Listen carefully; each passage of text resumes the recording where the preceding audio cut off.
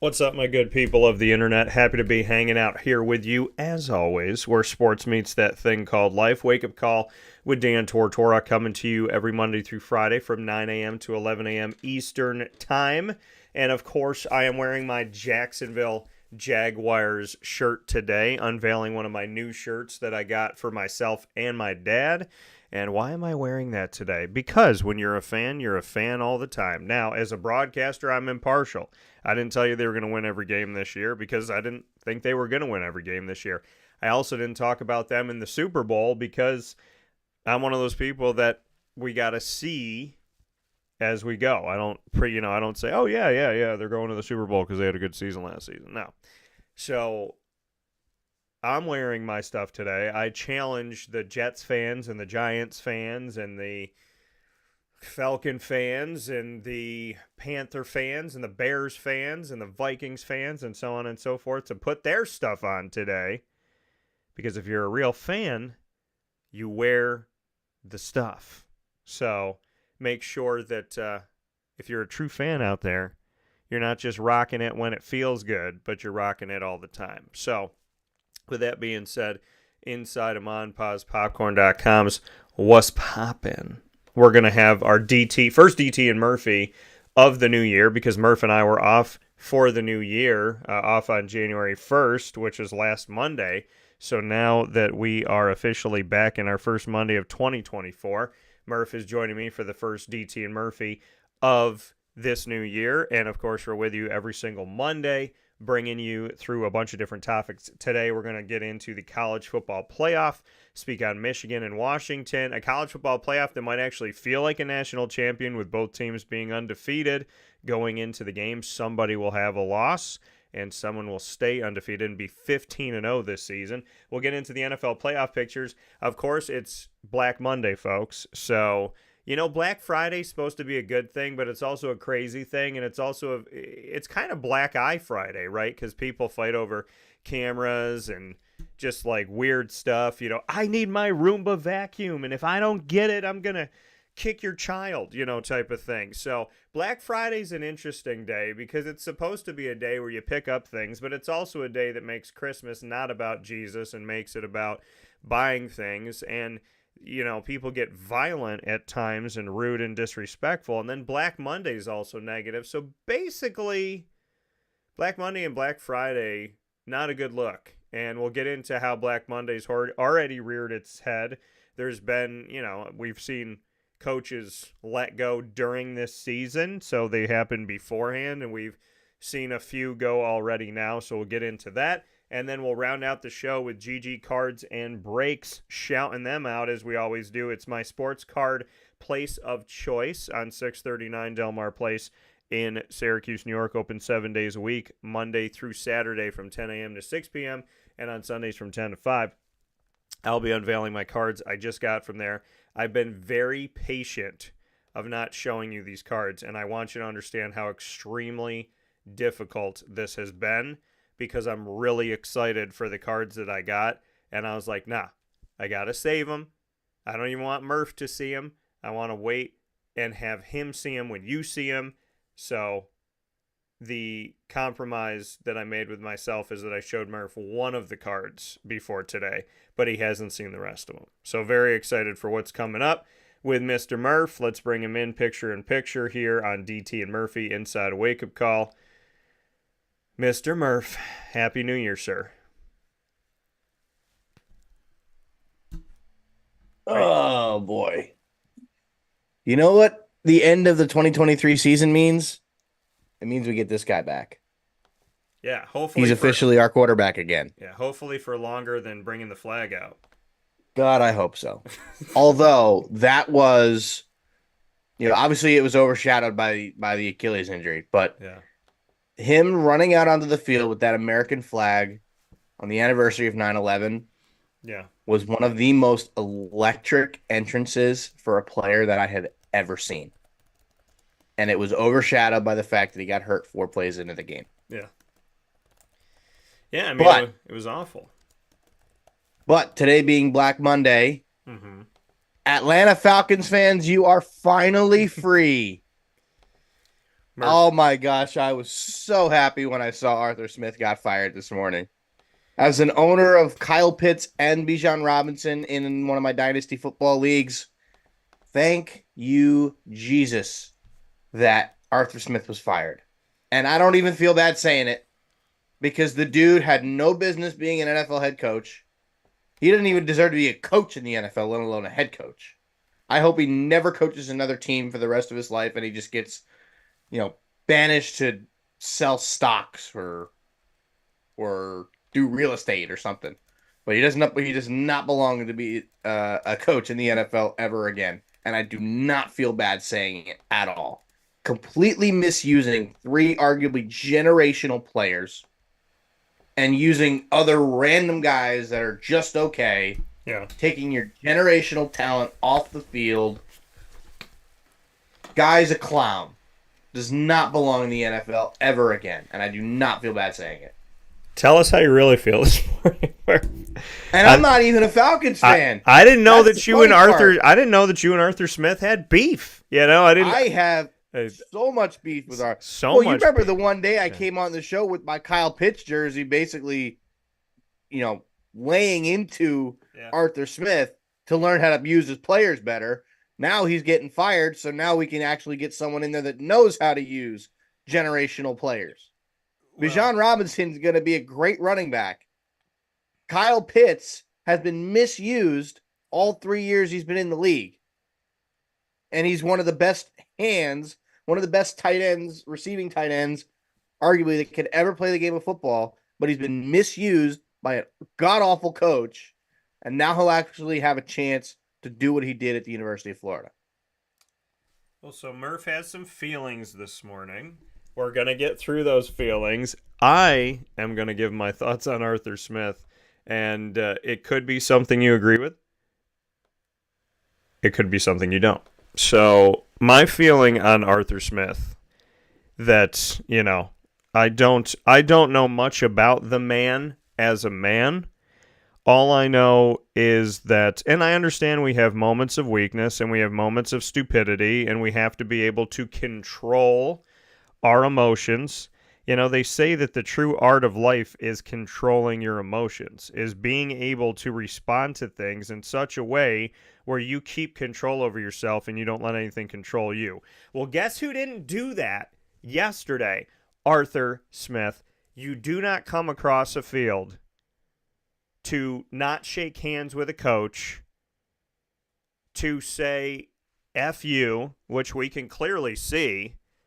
And he didn't want the other team to score. Listen, I get it. You guys lost. But I think that was misplaced anger. I think that was Arthur Smith knowing I'm going to get fired, and I'm going to take it out on the coach on the other side because I know I'm going to get fired, and he humiliated me, and I'm going to blame him, and it's his fault. But it's not his fault. I think that his emotions were kind of placed there, and this is just my opinion from the outside, is that if he knows, hey, there's a good chance I'm going to get fired, he just, because I dealt with that. I dealt with a coach that screamed at me on the field, and I did nothing to him. The coach won a game. I went over and said congratulations to the coach. I was the only media person there. There was nobody covering this team, and it was a good team. And there was nobody there. Nobody cared except for me. And I went over and congratulated the coach, and the coach started screaming in my face, swearing at me, dropping F-bombs, pointing fingers in my face. And I remember standing there going if I never speak to this coach for the rest of my life, I'm totally fine with that because this guy's a clown. And that's how I feel about Arthur Smith. So, absolute clown. Absolute clown. I genuinely, and I know some people defended him and said, he has every right to do that. They shouldn't run up the score, da-da-da-da-da. No, he doesn't. But you do not have a right. See, there's this thing that's called billions of people are watching, and kids are watching. And your mic was watching. Yeah, my mic was like, yo, bro, what are we doing here? So my mic stayed up for what I said about that coach that I know, though. My mic was like, boy, you tell the truth. So, but here's the thing. So you have so many people watching that moment that are impressionable. And when you do something like that, Arthur Smith, LeBron, when you do something like that, people see it and then they go, oh, I don't have to shake hands at the end of the game. I can be like, F you. I cannot shake your hand and this and that. I will never forget. I will never forget. And I don't care what anybody says. I will never forget when my Toronto Raptors played in the postseason against LeBron James, LeWiner, and when the man wins, oh, he's so happy. He's out there dancing and having a good time. But when the Raptors beat him fair and square with 4 minutes remaining in the game, he walked off the court and went into the locker room. Didn't shake hands. He was a giant baby. And what that told That's what he is. And what that told children is, guess what? You can come and do this now. You can come and be this way now. And what Arthur Smith showed young coaches and children is you don't have to shake hands at the end of the game. You could swear at people. You can yell at people. You could disrespect people.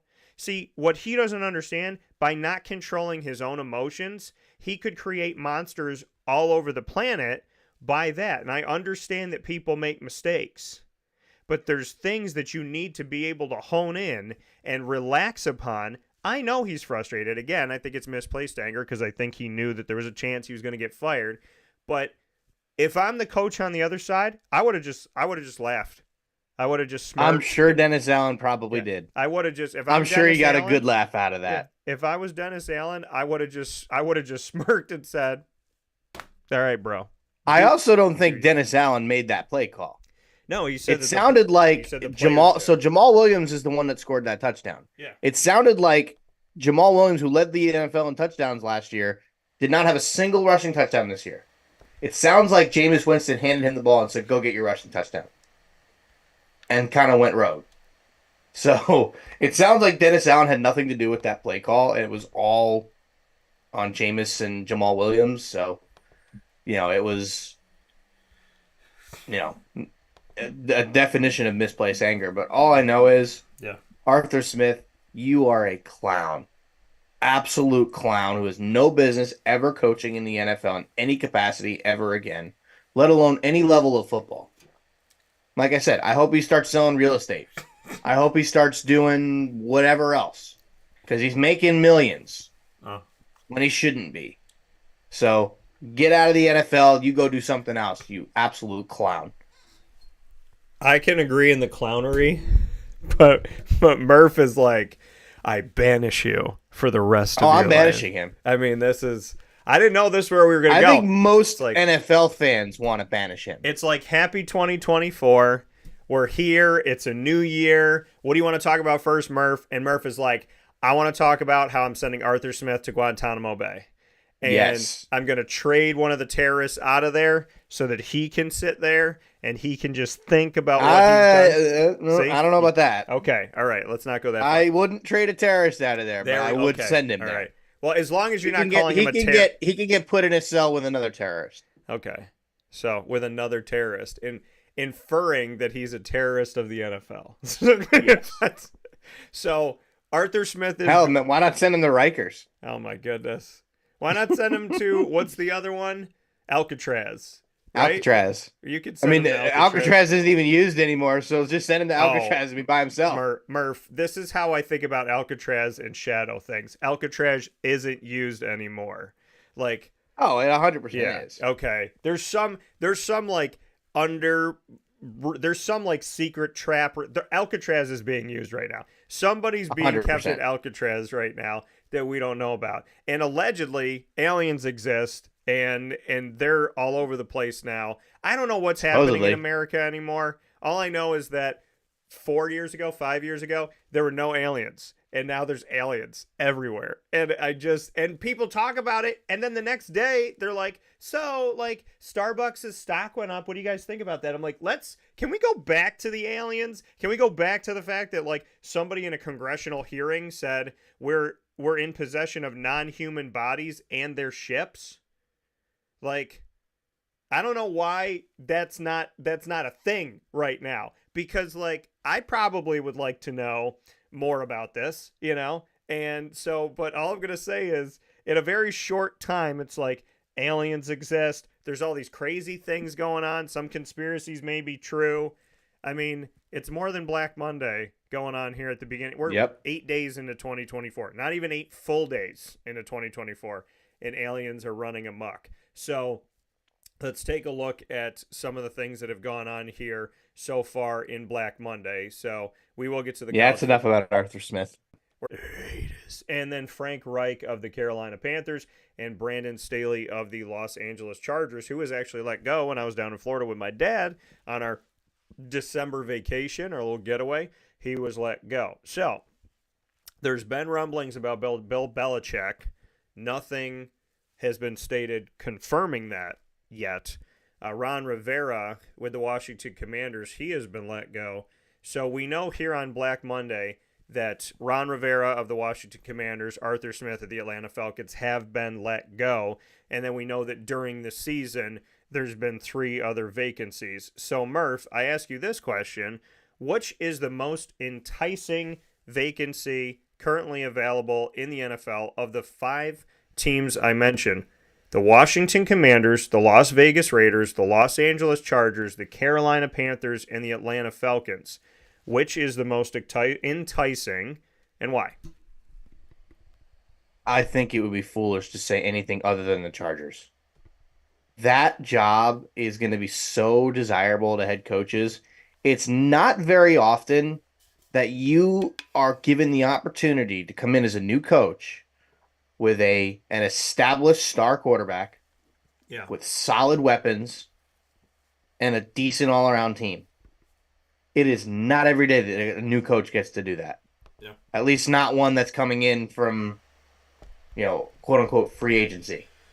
But I will say this, I do think there's technically only going to be 4 vacancies because I think the Raiders would be foolish not to give Antonio Pierce a shot to have that job full time. So, because he did a phenomenal job with that team down the stretch. Yeah. But ultimately, it is the Chargers. I think it'd be a fool to say anybody else. And ultimately, I think with Justin Herbert, that's a job that's going to entice Bill Belichick. That's a job that's going to entice Jim Harbaugh. Any good coach, and they're going to get an established coach. I can guarantee you that. Yeah. Belichick, Harbaugh, any names like that are going to be linked to the Chargers, guaranteed. And I also will say this. That is the job that Jim Harbaugh would leave Michigan for. I don't think he's leaving Michigan to go to the Raiders. I don't think he's leaving Michigan to go to the Panthers. I don't think he's leaving Michigan to go to the Falcons. I mean, Falcons may be next best one. Yeah. That makes at least a little bit of sense with the offensive weapons that they have. They just don't have quarterback. But I don't think Harbaugh's would go anywhere other than LA. If he goes, he'll go to the Chargers. Otherwise, he's staying at Michigan. As for Bill Belichick, yeah, I think he's going to want that job. But I also think it's LA or bust for him. I think if he gets the job in LA, he'll keep coaching. If he doesn't, he's done. He's not going to coach again. And as a Jets fan, sayonara, Bill. It's been nice knowing you. Not really. Thanks for finally getting out of the division. Now we can hopefully beat the Patriots. Now that they finally beat the Patriots for the first time in 16 games, now maybe we can make it a seasonal thing to beat down on the Patriots every time we play it. But Chargers have the best coaching vacancy at the moment, and I don't think that will change with any other firings that could possibly happen. Yeah, I mean, listen, when you look at this, I would say the most enticing one, I would say it lies somewhere with, I would actually say Atlanta more than, well, I mean, it's Chargers or Atlanta. I think you're lying to yourself if you're trying to justify anyone other than LA. The thing is, I do like the Chargers scenario, but there are guys that are there that we're talking about being really good. But the issue is Mike Williams gets injured like every year. Keenan Allen gets injured. He has been injured throughout his career. And Austin Eckler as well. So, that team definitely needs, to bring in younger players. Yeah, right. But that's the thing. Our only argument in my head is that Atlanta's team is young. is that Atlanta's team has all of this young. They have a young quarterback. They have a young running back. They have a young Well, they backup don't have running a back. quarterback. They have a young wide receiver. They have young wide receivers. They have a young tight end. So Atlanta is kind of like, hey, if I go here and I get some pieces added to it and we go and draft defense, I can really help this team to become something special for a really long time.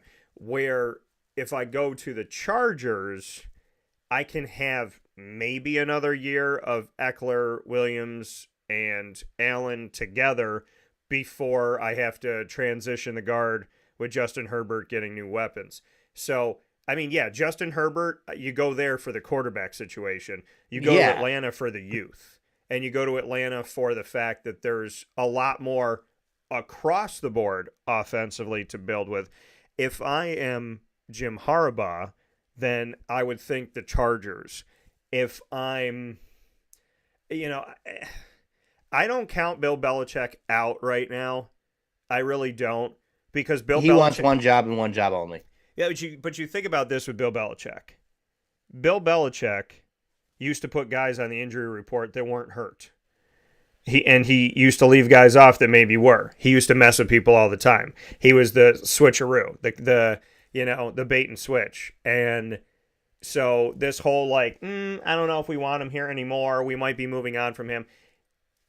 If they were officially moving on, then I feel like the information would have come out sooner. So even if he ends up being let go from New England, I still think there's something more here. There's at least a conversation about it. So I don't count him out. He's kind of like that villain that never dies in a movie, and you always think that they're dead, but you don't see them die, and eventually they come back. I mean, he essentially is Emperor Palpatine, where we thought he died decades ago, and he shows up in Star Wars Episode 9, the most recent Star Wars movie, to let us know that not only is he alive, but his lineage is alive.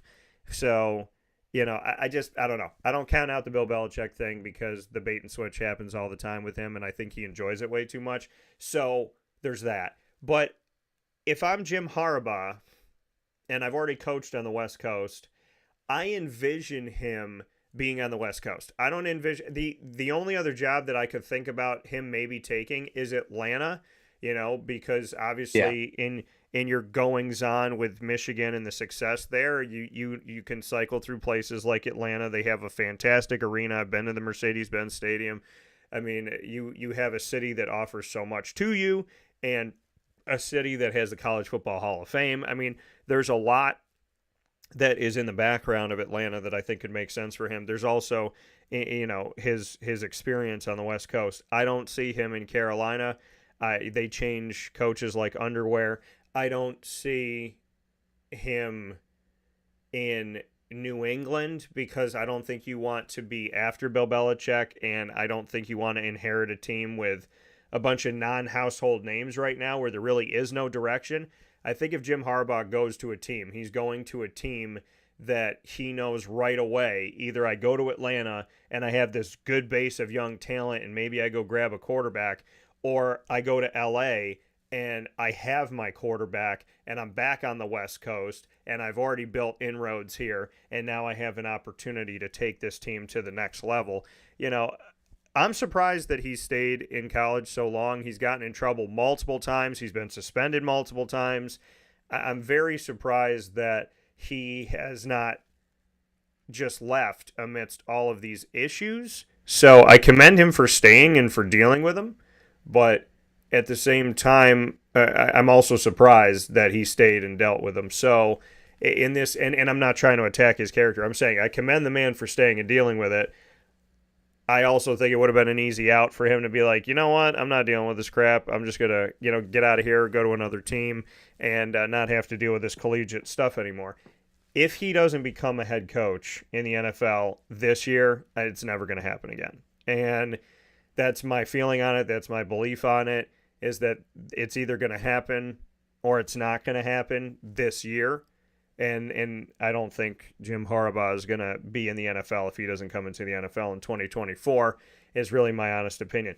But the other jobs, I mean, when we look at this now, Murph, if you are in the NFL, or if we're prognosticating right now, we know that Buffalo, Miami, the Jets have already said they're going to retain. Baltimore, not really worried about that. Cincinnati, Cleveland, Pittsburgh, Mike Tomlin, they've brought things up about him, but you'd be a fool to fire Mike Tomlin, in my opinion.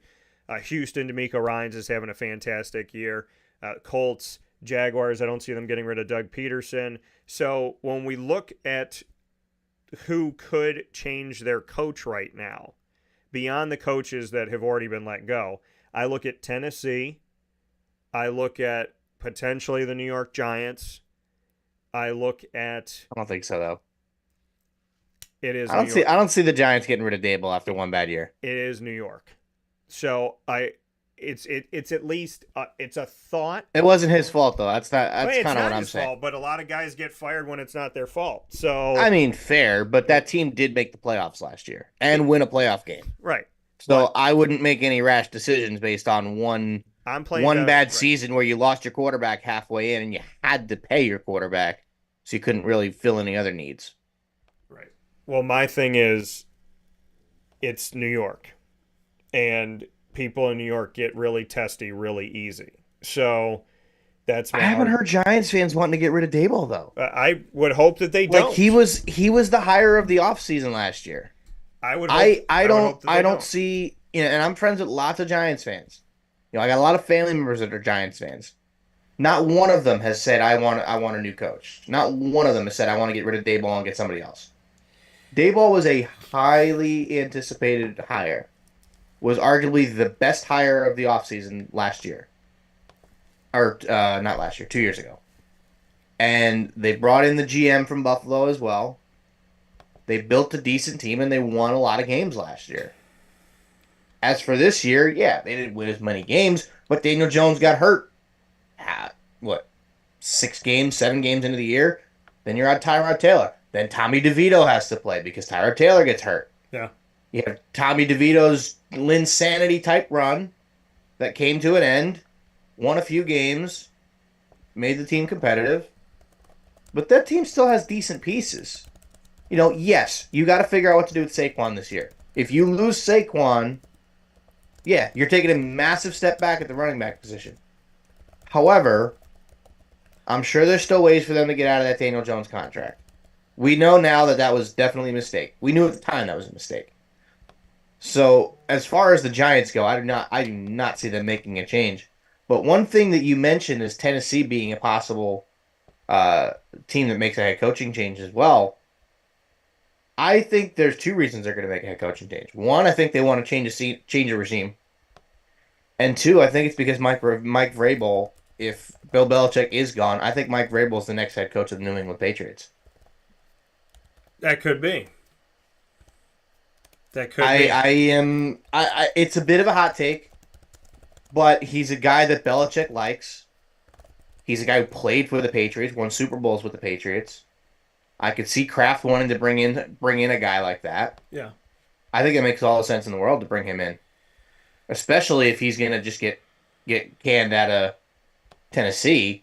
If that's the case, then you don't have to give up anything to go get him. Yeah. Murph and I talking about the NFL right now. Tennessee Titans, one of the teams that could change their head coach. I want to come back to Tennessee in a second. Of the coaches that have already been named that the vacancies have happened, there are 5 teams. There could be 6 with the Patriots. There could be 7 with the Titans.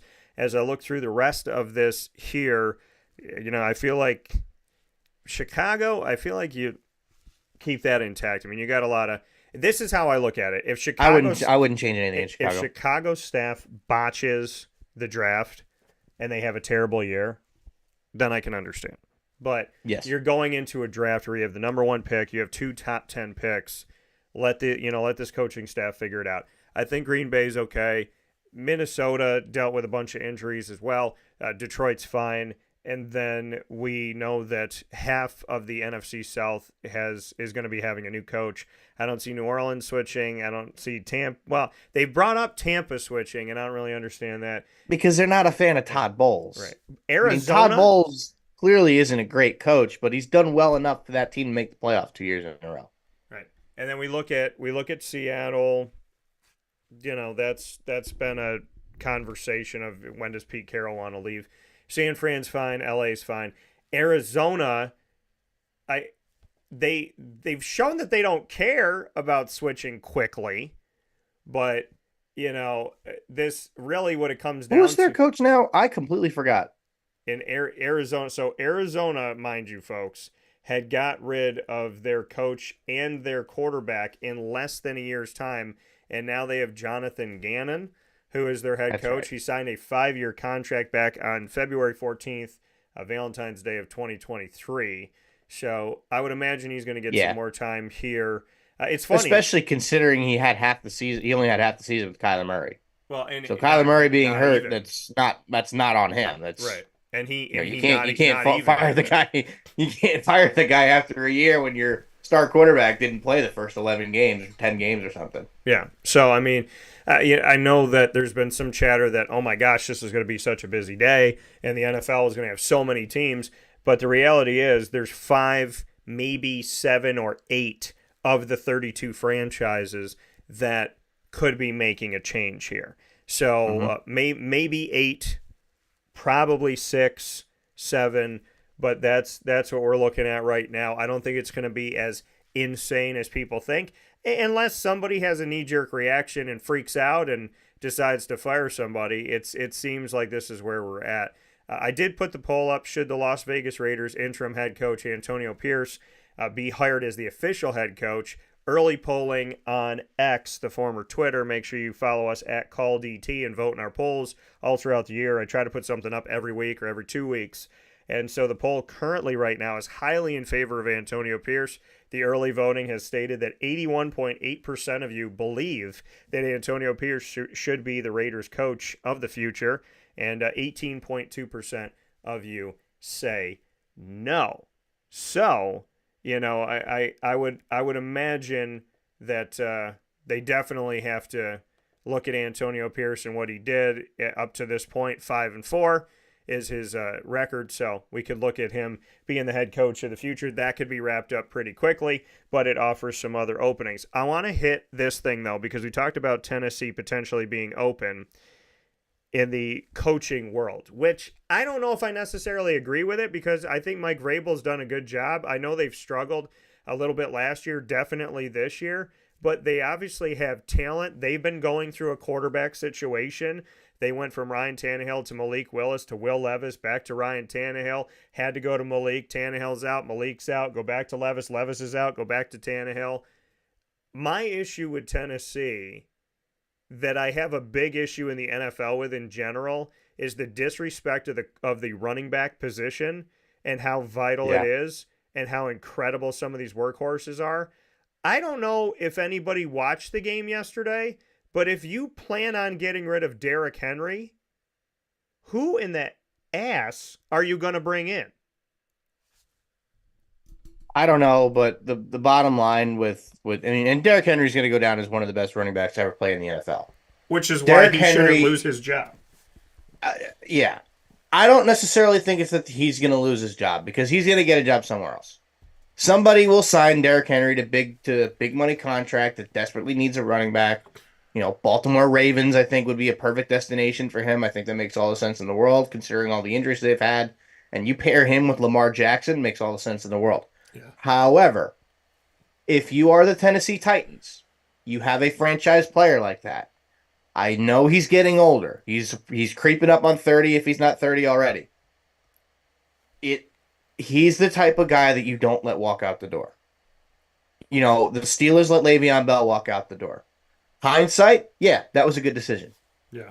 Because he sat out for a year, and then he went to the Jets, and he wasn't the same player, partly because they misused him. And then he went to, I think, the Ravens, and I don't know where the heck else he ended up. But he was a head case. That's right, yeah. So when running backs creep up on 30, I don't care how good you are in your prime, there comes a time where running backs just don't have it anymore. The running back position is one of the positions in the NFL that your prime is over quick. Most running backs that enter their prime as soon as they get into the league, guys like what Derrick Henry did, what Breece Hall has done with the Jets, Saquon did with the Giants, what Bijan looks like he's doing with the Falcons, what Austin Eckler did with the Chargers. All of these guys, by the time they get to the point where they're ready for another contract, they're out of their prime and they're already declining. And it's sad. That's why you almost have to draft running back almost every year and just try and have guys in the pipeline. Now, Tennessee hasn't really done that because they had Derrick Henry, and Derrick Henry's been arguably the best running back in football for many years now. But it might be time for them, and you know, if they end up making a coaching change, it might just be time to change things. And it's nothing against Derrick Henry. I think they'll appreciate whatever he's done. I'm sure he'll go up in the Ring of Honor, and you know, he'll go down as one of the best players in franchise history. But it could just be the thing where they go, you know what, Derrick? We don't think we're going to be ready to win here in the next year or so. So we're going to do right by you. We're going to let you go out. We're going to let you try and sign somewhere that you think you can go win. And, you know, basically set him free. And it's, you know, nothing that's gone wrong has been his fault. Yeah, he had a down year this year. But again, he's creeping up on 30. Running backs start to decline in their late 20s. It happens all the time. I don't care how good you are.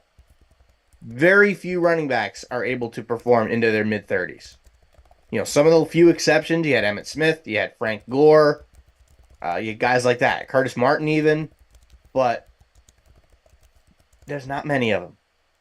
So for a guy like Derrick Henry, I think he would be very, very happy to be able to just go somewhere that he thinks he can win. Like I said, I think Baltimore makes a ton of sense for him.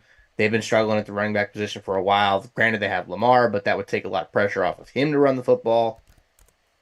You know, I think he needs to go somewhere that the team has a chance to win. He deserves a Super Bowl ring for everything he's done in the NFL. And I think he's going to go somewhere and try and chase it. Especially if the Ravens do win the Super Bowl this year. I think that would be a signing that would make a lot of sense for them. Here's my issue. Here is my running back issue in the NFL. And it's eventually going to come around because they always do. These situations always come full circle. They just do. Remember how vinyl records were a thing in the past? And oh my gosh, you have a vinyl record? What are you, 150 years old? And now people buy vinyl records and nobody can find CDs. The reality of how difficult it is to find a star franchise running back has been overshadowed by the NFL's joint collusion of owners not wanting to pay a running back their worth. You will pay a quarterback $50 million, but you won't pay a running back 10 and give him multi-years. Now, the Todd Gurley argument comes in. Well, it didn't work out, Dan. Remember his contract and look at what happened with that. Okay, it's Todd Gurley. It's fine. But comparing Zeke Elliott to Derrick Henry is like comparing Dolly Parton to Eminem. They're not similar. They're very different. They might be the same complexion. They're not the same. And in the reality of Zeke Elliott, Zeke was such a... I saw the end of Zeke Elliott. I told people 2 years from now, Tony Pollard will have his job. And 2 years later, he had his job. And he started to take it a little bit before that. Zeke is the guy that he was good. He's also a head case. And it was, could he last through an entire season consistently? Derrick Henry is a freaking animal. He's a 2,000-yard back. He's not a 1,000-yard back. He's getting better with time. He's insane. He knows how to... think about all of the times that they said on that broadcast of the Titans and the Jaguars how bad the offensive line of the Tennessee Titans has been this season, and look at what he did behind it.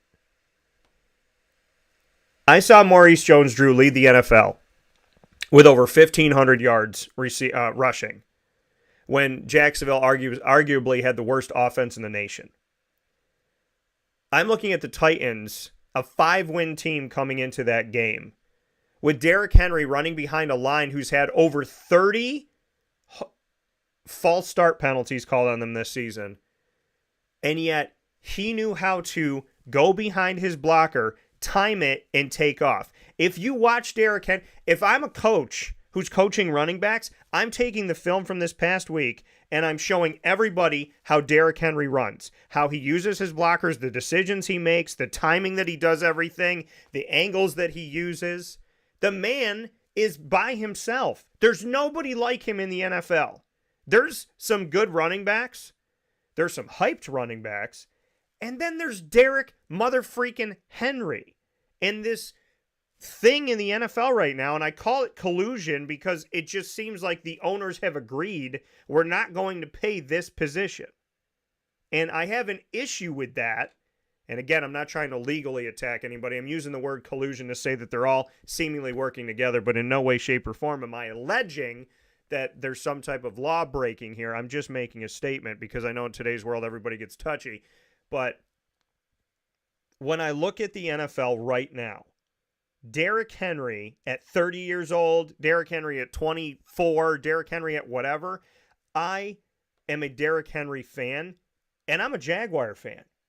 I'm a Jaguar fan, and I respect the heck. I saw this man in real time at TIAA Bank Field, which is now EverBank Stadium in Jacksonville, last season, stiff arm a Jaguars player, and it was humiliating. He literally put his hand out, touched the guy's helmet while he was moving, and was like, no thank you, and pushed the guy out of bounds by his head.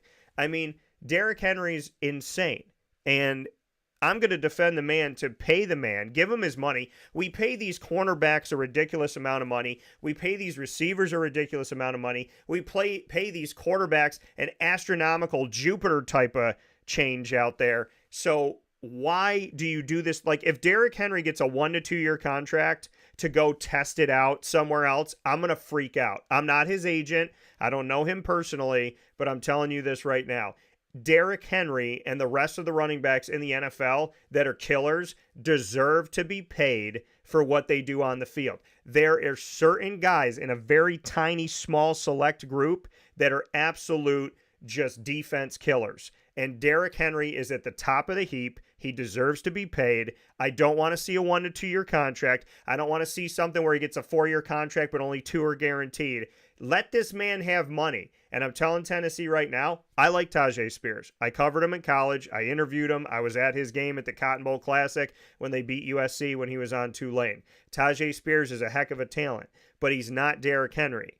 Nobody is Derrick Henry. Nobody's Derrick Henry. And I like Tajay Spears. I do, but I think that he's a complement to other things that go out there. I think he's a 1-2 punch guy, and I just don't want to see Derrick Henry fade away like all these other guys. I think it's sick. I think it's ridiculous. I think it's unfortunate. And I think that somebody has to look into the NFL and why they're not paying the running back position, because these guys go through so much hell. When they're not around, the teams struggle because of it.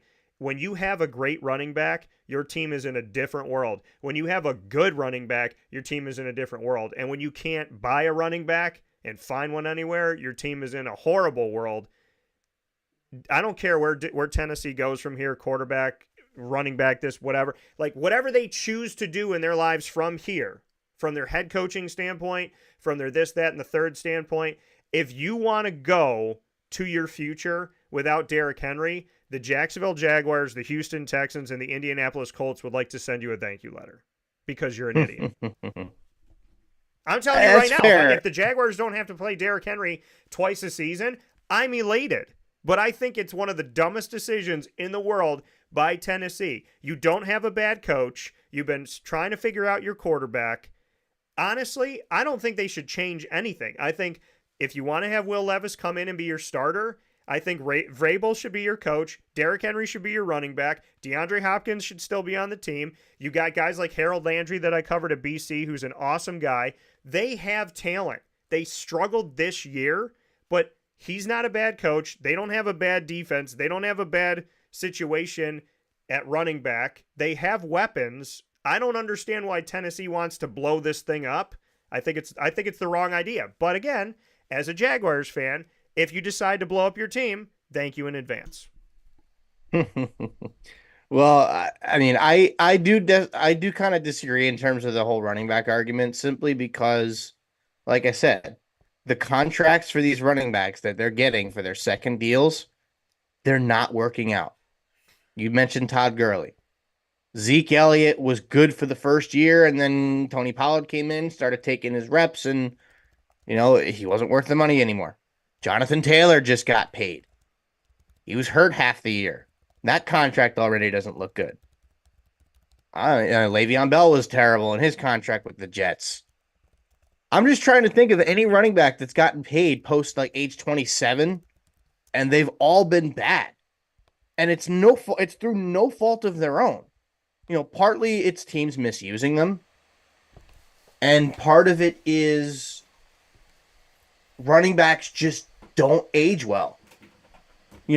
Christian McCaffrey is an anomaly.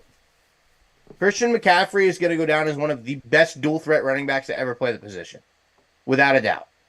He's an anomaly. But when you've got guys like Todd Gurley, who was not good for his contract, Zeke Elliott, who was not worth the money in his contract, Le'Veon Bell, who was not worth the money in his contract, Jonathan Taylor, who does not look like he's going to be worth the money. It's sad for these guys, but that's the reason why running backs aren't getting paid, because the ones that do are setting an incredibly horrible precedent for all the young guys that are looking to get paid. So a guy like Saquon Barkley, who's about to hit the open market, most likely, will probably struggle to get $12 million a season. Derrick Henry is the only guy that you might want to be able to try and give him 15. But how are his legs going to last? Yes, he is a big guy who bullies his way through teams, and he's not like a speedster. Speedsters are the ones that you expect to lose their legs over time. Chris Johnson is a prime example. Everybody remembers him as CJ2K. He ran for 2,000 yards and didn't do much after that because his legs started to give out. The reason a guy like Frank Gore lasted as long as he did is because he was a similar running style to Derrick Henry, just not quite on the same level as Derrick Henry. Waited for blocks and then went. Wasn't a big speed back. He was a power back. That's what Derrick Henry is. He's a power running back that will bully his way through people. But that takes a toll on your body. It takes a toll on your body to the point where at 30 years old, 29 years old for Derrick Henry, is he going to last more than another 2 years? I don't know. I think so. Because he did take us. I think he will too. My personal opinion, I do think he lasts longer than that. How did Emmett Smith? I do think he's a guy that can have longevity. How did Emmett last? How did Barry Sanders last? How did Walter Payton? How did all these Barry guys... Sanders really didn't last. Well, Barry Sanders lasted, but there was that alleged thing of Detroit saying you either play for us or you don't play. So, you're still under contract. But you look at right, and back in the day, a team could do that. Now, when a player goes, "I don't want to play for you," the team has to trade them, and they feel like, which they don't. It's switched. I could sign a 10-year contract 1 year and be like, "I don't want to play for your team," and then the team's like, "All right, we'll figure out." I mean, it's just stupid how it happens now because contracts are supposed to be worth something. But guys, players run the leagues now. Right, but guys did it back then. Running backs did it back then. They were successful back then. They played 14 years, 12 years. Rob Drummond, one of my closest friends, played in the NFL, CFL together. He played for 15 years.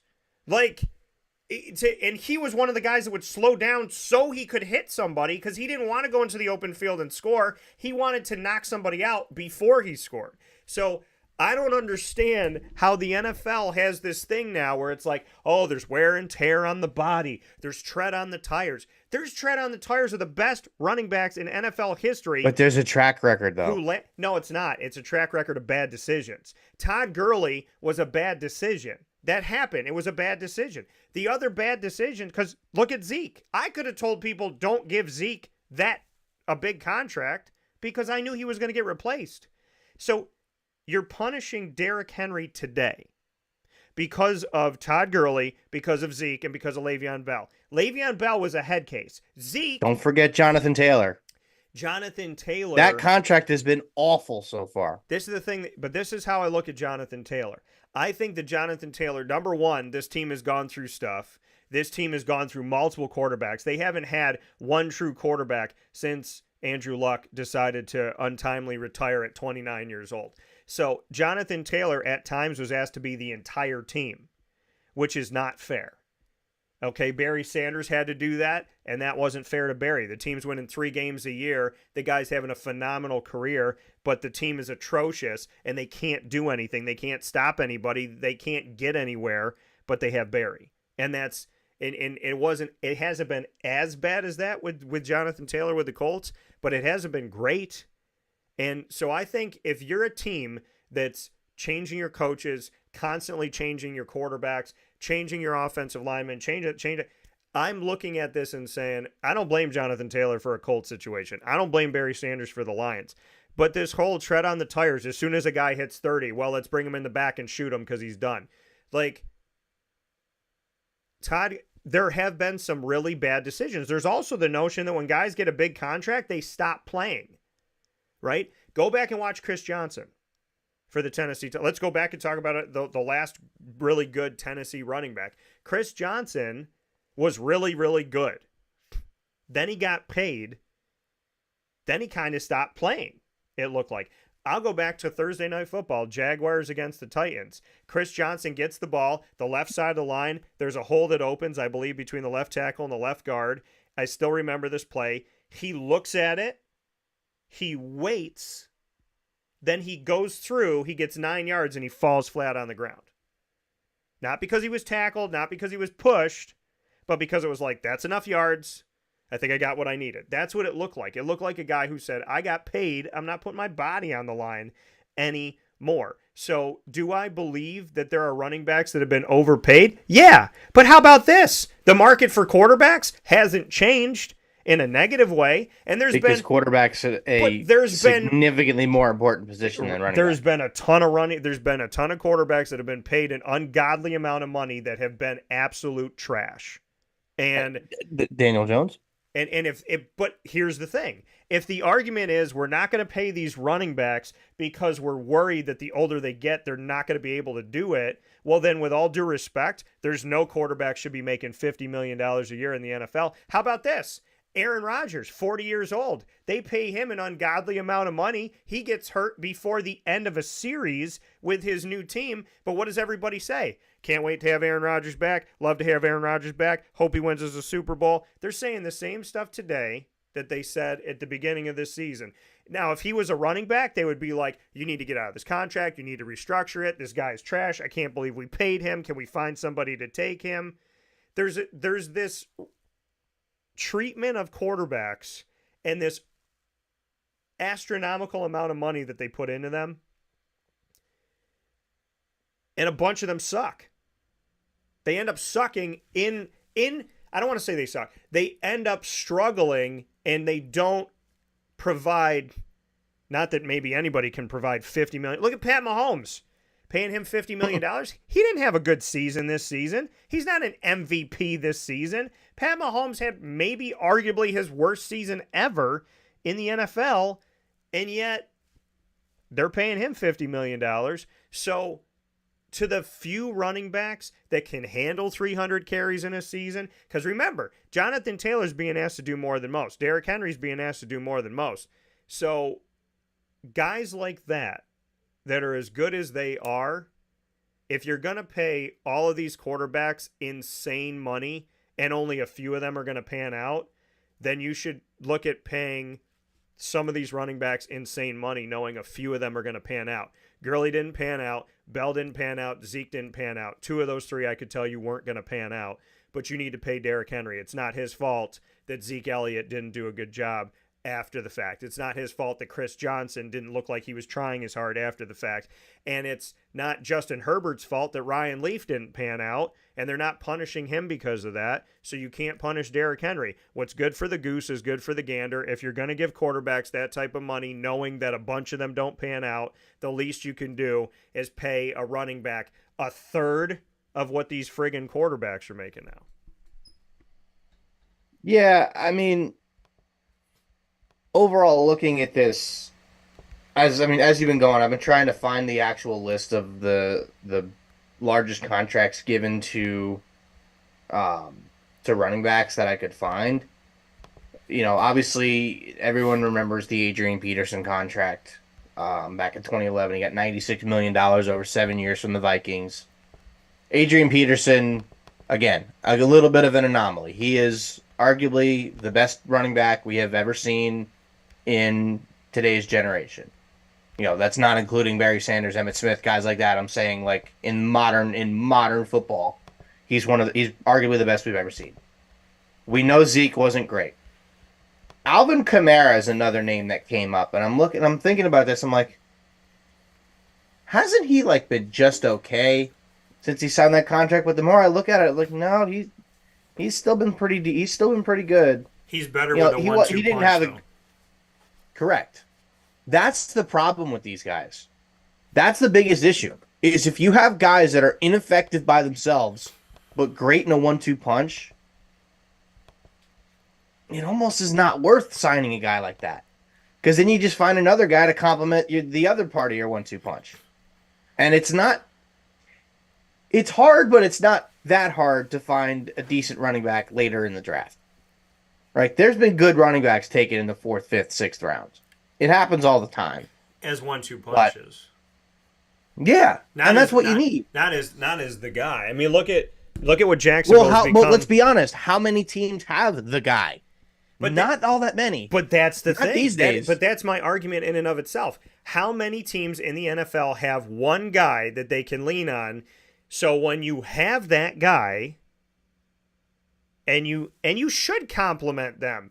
What is a quarterback without an offensive line? What is a quarterback without receivers that can break open? What is a receiver without a quarterback that can get the ball out on time? What is a running back without that complement to help them out? So Derrick Henry and Tajay Spears should be the duo of the future. They shouldn't be a thing of the past. They just started getting together. But if you look at the NFL and you look at 32 NFL franchises and you say, who has a workhorse? Can you name 4? Jonathan Taylor when he's healthy, Derrick Henry, maybe Travis Etienne. Those are all in the same freaking division, mind you. But, I mean, let me go through the NFL and tell you right now, and this is my argument why you should pay Derrick Henry. I'm going to go through the NFL right now and tell you who has a dominant and who doesn't. Buffalo doesn't. Miami doesn't. New England doesn't. The Jets don't. Breece Hall, we'll see in the future. Excuse me? The Jets don't have... He hasn't been a dominant for 2 years. He got hurt right out of the bat, right off the gate. Now, he's good.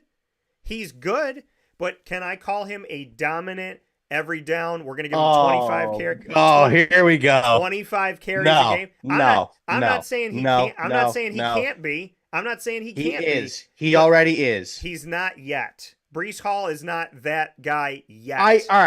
All right, listen. He's not yet. I understand his last game of the year against the Patriots, who aren't great. You know that I'm but a the fan Patriots of Breece Hall. Listen to his stat line yesterday. 37 carries, 178 yards and a touchdown with... Who did they play? Mind you, Patriots still have a good defense. Patriots still have a good defense. That is not an argument. The Patriots still have a solid defense. But Breece Hall, let me pull up his final year stat line. Breece Hall. Hall. We're talking 1 year. Yeah, he was hurt he tore his ACL last year. Okay, but then that plays into your argument. He came back and he was dominant. But that plays into your argument of, okay, he got injured in his first year. He had a good second year. Why should they pay him in the future? Because 50% of the time he wasn't available. I'm a Breece Hall fan. All I'm saying is Derrick Henry and Jonathan Taylor have proven it for longer than Breece Hall. I'm not saying Breece Hall's not going to be in that group. I'm huge on Breece Hall. I'm a giant fan of Breece Hall. I said they should draft Breece Hall. I've been behind him since before he got drafted. His numbers were insane in college. I'm saying having a number 1 true dominant guy, they didn't trust Breece in the beginning because they had Michael Carter and him. He was still hurt. They brought in Delvin and him. No, when he was not hurt. Because they weren't sure if he was 100% yet. They brought in Dalvin Cook as an insurance policy. But when they had Michael Carter still there, they were going back and forth between the two. Because they didn't want him to be, overexerting himself when he was just coming. He came back quicker from an ACL injury than a lot of players did. I'm telling you right now. He came back in 9 months. I'm saying when he came into the NFL. I'm telling you right now that I'm not saying that Breece Hall is not going to be on the list. I'm saying that he is not on my list yet of the dominant, we can give him the ball 25 times a game for an entire season by himself. And that is proven in the fact that he spent 2 years, but he's really only spent one and some change. I'm not saying he's not going to be on the list. I'm saying he's got to do a little bit more to get on. So that being said, then Bijan's not on the list then. Bijan. If you're gonna tell me Breece Hall is not on the list, Bijan better not be on that list. Yeah, but Bijan hasn't been hurt. He didn't come in and get injured right away. And you're talking about guys that you can lean on every single game. Every single game, which they did. Without doubt. Now, and I'm saying Breece he needs to do a little bit. I'm not saying he has to do anything crazy. I'm saying I want to see him on a team where they have the pieces and he can play, and they have their offensive line, and they have their quarterback, and it's a fresh start, and show me what he can do. I'm a huge fan of Breece Hall. I love Breece Hall. I draft him every chance I get. I love his cards. I love everything about him up to this point. All I'm saying is, literally what I'm saying is I put Derrick Henry and Jonathan Taylor above him in this moment because they've done more. Okay, fair. For long, but he belongs in that class. But that's all I'm saying is that he's above. Okay. So what I'm doing is I'm going around the NFL saying who has the dominant guy that I believe is going to carry this thing for the next 5 years. So Breece Hall, there is an argument there. I'd like to see more. I would like to see a little bit more. Baltimore doesn't have it. Cincinnati, they have Joe Mixon. How long they're going to hold on to that, we'll see. Cleveland, Nick Chubb's got to stay healthy. I would put Breece Hall above Nick Chubb right now. So, because Nick Chubb to me is talented, but is he talented without a second guy? Is he going to have a full season after this? Pittsburgh, not really. No. Houston, no.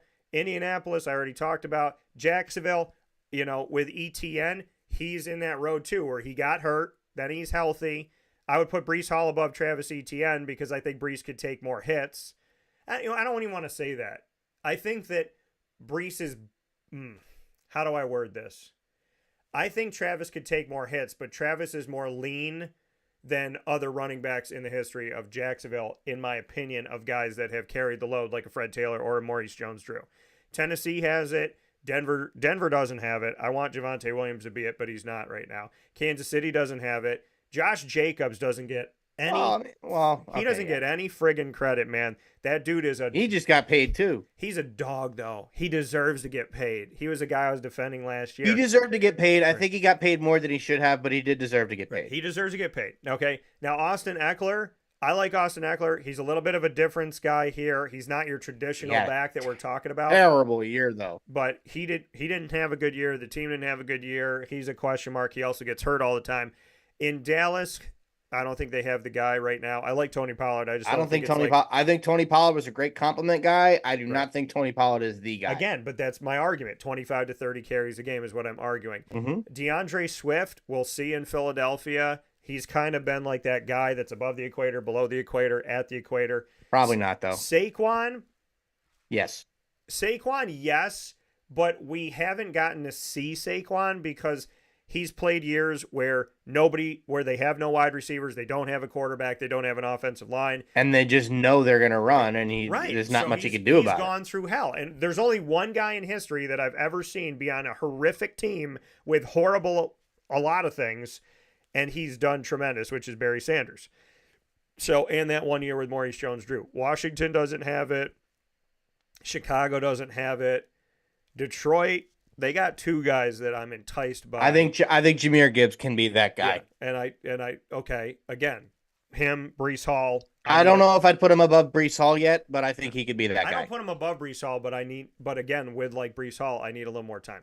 Green Bay Packers, am I completely sold on Aaron Jones? I'm still not. Aaron Jones isn't going to be there next year. I'm still not sold on it.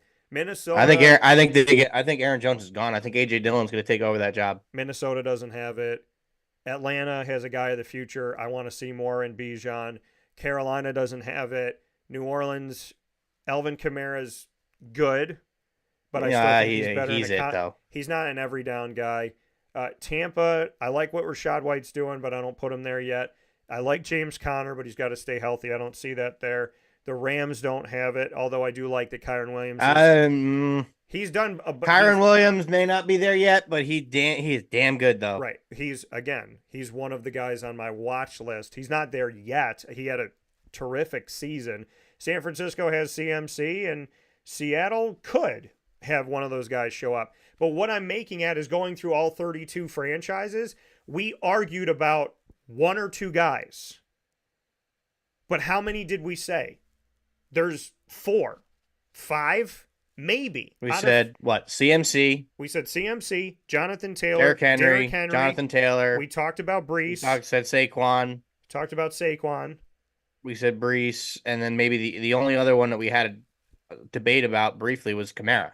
Yeah. Okay. So we're living in a world where it's a severe, tiny, small group, which is why my argument is if you have one of those 5, 6 guys out of 32, pay them like you would pay when you have one of the elite 5 or 6 quarterbacks in the league.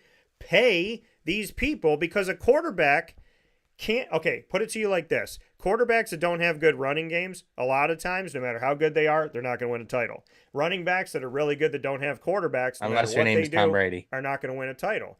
Tom Brady was a great system guy where Bill Belichick utilized Tom. Come on. He proved when he went to Tampa and won that Super Bowl, he was not a system quarterback. What I'm saying about his history in New England is, as a system guy, he flourished on being able to throw short yardage passes to guys that could make quick moves and had huge yak. Then he went to Tampa, and I'm sorry, but if you're a pretty good quarterback and you go to Tampa, he arguably had his best weapons in Tampa than anything he ever had in New England. So is Tom Brady the winningest quarterback ever? Yes. Is he the strongest arm that ever hit the NFL? No. No. Is he the greatest of all time by what he's done and going to a team that wins 4 games and winning a Super Bowl and doing it without Bill Belichick and all the things that he done, and he took all these non-household names and made him that? Yes, he's the GOAT in that respect. But if people want to tell me that he has the strongest arm ever in the history of the NFL, that's not true. He's the GOAT. Well, I've said this for a while. He's not the arm. He's not the downright arm of the NFL. He's not. He's the GOAT, but he's not the best arm. And I've said this for a while. As great as Tom Brady is, he's not the most talented quarterback to ever step on a field. You know, get maybe one more Super Bowl in another year or two. Yeah, it's probably Mahomes. But right now, it's that quarterback is Aaron Rodgers. There has not been a single player, nobody else in the history of the NFL that has stepped on a field as of this second right now that was more talented at the quarterback position than Aaron Rodgers. I do think with more time, Mahomes will be that guy, right? However, Aaron Rodgers, in terms of pure arm talent, winning with nothing around him, you know, granted he didn't win a Super Bowl, but getting to the playoffs consistently with nothing around him, there was no one more talented to ever throw a football than Aaron Rodgers, as of this second right now. I do think Mahomes will eventually take over that title. Mahomes still needs a few more years in the NFL. Not that he has to do anything different. He just needs more time. Because Aaron Rodgers has been Aaron Rodgers for 18 years. And, you know, now I'm grateful to have him as the quarterback of the New York Jets. Yeah. You know, who knows? Maybe him getting hurt was a blessing in disguise. Saves the body for another year. You know, yeah, an Achilles is a major injury to come back from. But saves his body for another year. They still have their first-round pick. It helps. But enough about the Jets. That's, you know, the Brady thing, as much as I hate Tom Brady as being a diehard Jets fan and having to face him for 20 years and, you know, all that other fun stuff. Yeah. He proved when he went to Tampa, yes, he had some of the best weapons of his career. But remember, 2006, 2007, he had Randy Moss. That was one of the best football teams ever assembled. That team. That 16-0 Patriots team that lost to the Giants in the Super Bowl. That was one of the most talented football teams to ever set foot on a field. And he didn't win with them. That Bucks team, yeah, they were really good. Mike Evans, Chris Godwin, Rob Gronkowski, O.J. Howard, Leonard Fournette at running back. Yeah. They had good weapons. And again, he won a Super Bowl. Nobody talks about this. The last couple Super Bowls that Brady won, his defense was great. Brady with the Bucks threw multiple interceptions, and they won because his defense was great. The last Super Bowl he had with the Patriots, his defense was great. Why don't people this is why my mom gets when they played the Rams. I just think the Rams were bad. Well, no. Their defense was good. I just don't think that Rams team was all that good. No. That was the most boring Super Bowl in the history of humanity. Oh, no. No argument for me. That was the worst Super Bowl ever. But this is what I'm saying. But that Rams team was not that good. But this is why they didn't belong there. This is why some people like my mom get very just negative when it comes to Tom Brady. He gets all the credit for the success of these teams, and without him, they're not winning. But why don't we talk about anybody else? Why don't we talk about the Bucs defense? Why don't we talk about the fact that the Bucs defense has still done some good things without him? Why don't we talk about the fact that Godwin and Evans were great without him? Why don't we talk about the fact that Gronkowski could probably play on any team and be good? He could probably play with Pat Mahomes and be just fine. There's other talent on the team, and what really irks a lot of people, including my mom, and I'm going to shout her out for this because she just brought it up a couple days ago, is she says, he didn't win the Super Bowl playing by his damn self. And people don't want to talk about James White could have 400 yards receiving, but he ends with 1,000 because he had 600 plus after catch. That's his decision making, and that's blocking. None of that's being done by Tom Brady. And it's scheming by Bill Belichick. Then you look at what Wes Welker did. You look at what Danny Amendola did. There's a bunch of guys that did some. Julian Edelman. There were guys that did awesome things. And I give Brady credit for helping them, but I give them credit too. And when we talk about the Super Bowls, we only talk about Brady. We never talk about anybody else. Like Brady intercepted the passes. Brady stopped that running back. That's why people get frustrated with Tom Brady, because without him, no, they're not winning any of those games. But with him, and even when he struggled, his team bailed him out, and nobody talks about that. Nobody talks about the Julian Edelman catch that saved his butt against Atlanta. Let's talk about some of the other things. Malcolm Butler's interception against the Seahawks. Let's talk about other things that happened. Or the fact that Sean McVay didn't know how to coach in the Super Bowl. Hello? There's so many things that were not Tom Brady that I give him all the credit in the world. He's the GOAT. He's won the most Super Bowls of any quarterback in all time. I give him that. More than any team ever. I just want somebody to say that there was 52 other players on that team and maybe 2 of them were good besides Tom Brady. Fair enough. But at the same time, you look at that and you look at quarterbacks that have had good defenses. Why do teams win the Super Bowl? Do teams win the Super Bowl just because their offense is really good? No. We found that out in Super Bowl 48 when Peyton Manning and the Broncos got absolutely demolished by the best defense in the league, the Legion of Boom, the Seattle Seahawks. Yeah. They lost by 35. That was an awful Super Bowl because it was a blowout. Yeah. Look at the 2000 Super Bowl 42. Patriots-Giants. That Patriots defense, it was pretty good. But it wasn't nearly as good as the offense. That team was carried by their offense the whole year.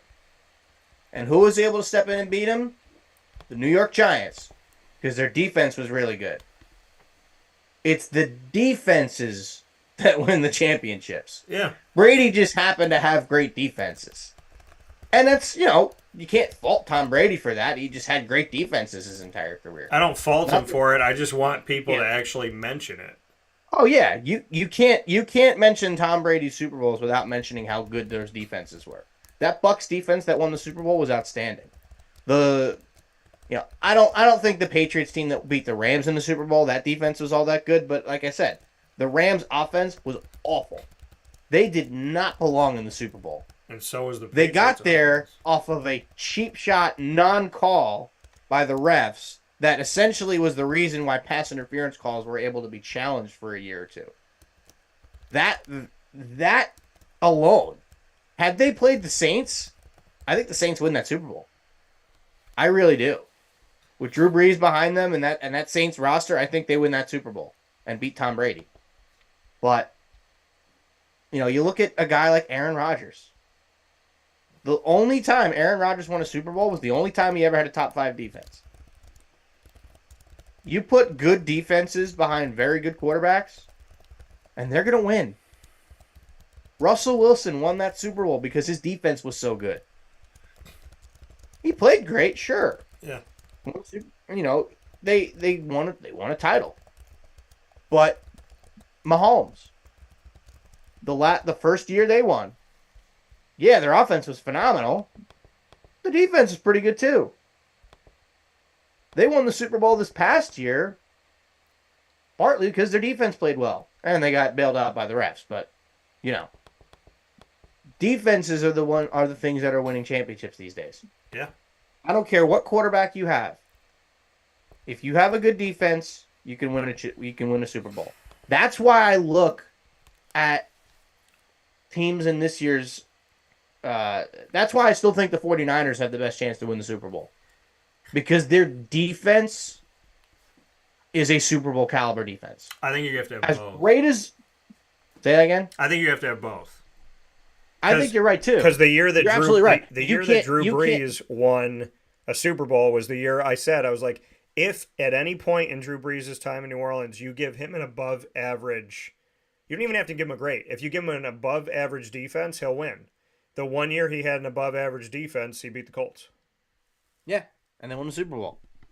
But just looking at this as a whole, right? Even if you look at this year's, let's look at this year's postseason, and that's actually, I'm sure that's a pretty good segue into it. You look at the postseason for this year, right? Yeah. And you've got, in terms of the AFC, Baltimore, obviously the number 1 seed, has been outstanding all year. Defense? Yeah. Decent. Not bad. Not bad, but decent. Held Miami to 19 points. Yeah. Buffalo. Pretty good defense. Mm-hmm. Number 2 seed. Kansas City. Their defense kept them in a lot of games. Yeah, 100%. Because the offense, other than Patrick Mahomes and Travis Kelce, the offense was not good this year. They were a 20-point They don't have Patrick team. Mahomes. They don't make the playoffs. No, but I mean, literally, they score around 20 points a game. That's not good for Kansas. It doesn't bode well for the game. And that's how you win 11 games, because your defense held teams to less than that. Right.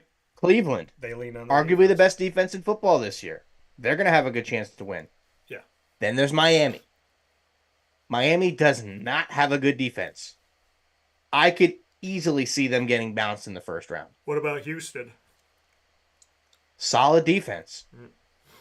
Pittsburgh? Solid defense. Pittsburgh, defense was good, but they have no offense. Yeah. That's Pittsburgh's problem. Yeah. I can see Pittsburgh winning a game.